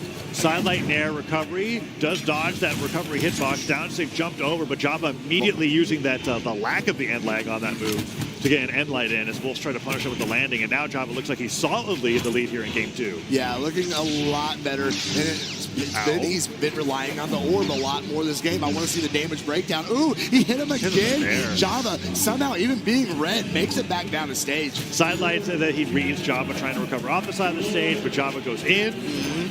Needs to get the stock now. If he gets it, I have a very strong feeling that Volst could take this game. That D-Light recovery doesn't hit. Oh! Stomped him out, though. D-Light recovery, D-Light cider, both would do it. Gets the recovery. No, Java goes for the gravity cancel D-Light, but he was so exhausted he wasn't able to get the follow-up. Falling there, not going to hit either. Neutral light, Java was too close for it to move. Volst is trying so hard to get the stock, and Java hits the downs and goes for the end to finish it. That D-Light in the pick, he tried to do D-Light pick up. That was crazy. How many chances does Volst need to give him to knock him out? Java, get it done. Plenty of room here, though. He can pretty much take his pick of how he wants to finish this game up, and it's going to even up the stock. Java doing a very good job between game 1 and game 2, making the adaptation, figuring out Volst's movements, and realizing he needs to switch over to the orb, and that is what's going to be able to get the job done. And that is going to go ahead and confirm Sarah is going to finish him off. Java tying us up going into game number 3. And now we're going to game 3, 1-1 score line both ways. I do feel like that the way that match progressed makes sense to me based off of like watching game 1. Java had a lot of really solid reads on how Volst was playing. A lot of the signatures from his from Dust's kit were connecting. We saw several of those down sig knockouts. But 11 damage spread. That's actually really impressive. Yeah, I'm looking forward to what is going to change here in this game 3, if it's going to be a map change or not. Volst has mostly been doing well on both weapons on Orion. And a lot of the bread and butter follow-ups are how he's getting his damage, but Java just seems to be a little bit more confident with the creative ways that he's closing out these stocks. And I feel like Volst has already shown everything that he likes to go for. Like game 2, he brought up the down sig, and now I'm like, okay, well, are you going to be able to hit him with the down sig on those landings again, or is Java going to be ready for it? I don't know. We're gonna find out very shortly. Well, we are at least guaranteed a game at number 4 as we get in here to find out who's going to have that momentum going into that. As Volst is going to get the first drop, it's going to be that Lance, and Nair's going to keep Java off of it. Java able to go ahead and weapon up, orb in hand, and now he's got to find his way back on stage. Sarah's going to land. Neutral light is a knot, but that side light, finish it up. Still going, trying to finish up with the nair at the top. Volst is out of the way, though. But that was a really nice 4-piece from Java, getting some really good early damage against Volst here. Ooh, and falling with that side air. Can Java get anything else? There it is again. Side sig puts in a little extra charge for the extra damage. Volst dive kicks the other way to avoid an attack from Java, and knowing that he had the resources to make it back to the stage. Very nicely done. That side sig comes through, tries to catch Volst spot dodging in place, right? Seeing if he was going to react to the startup of the move rather than the full move. Side air comes through again, spikes that down air, weapon throw, not even getting to connect. Volst falls off the bottom of the stage, and that is Java with a solid lead here in game 3. Java's showing us what makes Orb special and being able to use its strengths. That dare coming off the stage with the the fadeaway reversal, taking him down, so much force, easily a confirmed stock. Just very well played off that orb. Sidelight Sayer is going to send Volst out, catch him again with the nair into recovery. Looking for another one. I thought the neutral sig was going to come out off the orb, but he hit him with the down sig instead. He's gone. He's gone, bro. Look how healthy Java still is on this first stock. Yeah. This is a brutal performance from Java in game number 3. Yeah, and as each game comes forward, Java has a better and better idea of Volst's game plan, and now we're seeing him start to dismantle him here in game 3. Let's see if Volst can stabilize. Spear picked up, goes for recovery, hits the falling side air. Is he going to be able to get anything else from this falling down nice air? photo. Weapon throw, something. Got Java recovery. gets pogoed off of that. He's gonna make it difficult for him. Oh, he makes it back and he's taking more damage. Recovery until he got pogoed again. That was a 3,000 IQ move, bro. Yeah, and so the thing with Java, right, is that he's played Spear so much and put people in that position so much that I think he realizes, oh wait, I can get hit by pogo 5 times. No, that was so good. As long as I don't recovery. No, that was so smart. Because he held off, he ate that dare, and was able to perfectly still have it in his pocket to get back up. That was super impressive. Ooh, sidelight comes through. Can Volst get anything else? Oh, he actually gas jump downers there. And Sig catches him after the weapon throw downwards into the pogo. Got to pull in there. Yeah, Java actually being a little creative there off the side of the stage. No, that was so good. As long as I don't recovery. No, that was so smart. Because he held off, he ate that dare, and was able to perfectly still have it in his pocket to get back. Wait, I can get hit by pogo 5 times. No, that was so good. As long as I don't recovery. No, that was so smart. Because he held off, he ate that dare, and was able to perfectly still have it in his pocket to get back up. That was super impressive. Ooh, sidelight comes through. Can Volst get anything else? Oh, he actually gas jump downers there. And Sig catches him after the weapon throw downwards into the pogo. Got to pull in there. Yeah, Java actually being a little creative there off the side of the stage. Okay, Volst, what can he do to bring this back? It's looking rough, Slow. Okay. We talked about it the last game, right? Where side sig, utilizing the entirety of Dust. Kid down sig here with Spike. You go for one more time, side sig on the spot dodge. Java actually making Dust signatures look broken, and I promise you, they're not. I have a level 70 Dust. And I'm telling you, you have to be on point with those signatures. Maybe they are just broken. That's possible. No, do not. No, we will not. No propaganda here. No slander here. He did not say that. I think the way that Java is utilizing them with how Volst is playing. Yes. He has mixed up the timings off that side sig getting the first punch, right? Either being like a thing where he dashes forward, puts up the side sig, goes, okay, I want you to react to this. I've noticed that you're reacting to moves that I'm doing with a spot dodge or a dodge in, but not paying attention to what move it is because it's so hard to be able to do that on the fly. And he's catching him in place a lot with those side sigs. And then when he's seeing Volst on the edge of the stage, he's realizing Volst is not really respecting the range of the orb down sig. So the orb keeps spiking him on the head every time he touches the wall. But how often do you think Volst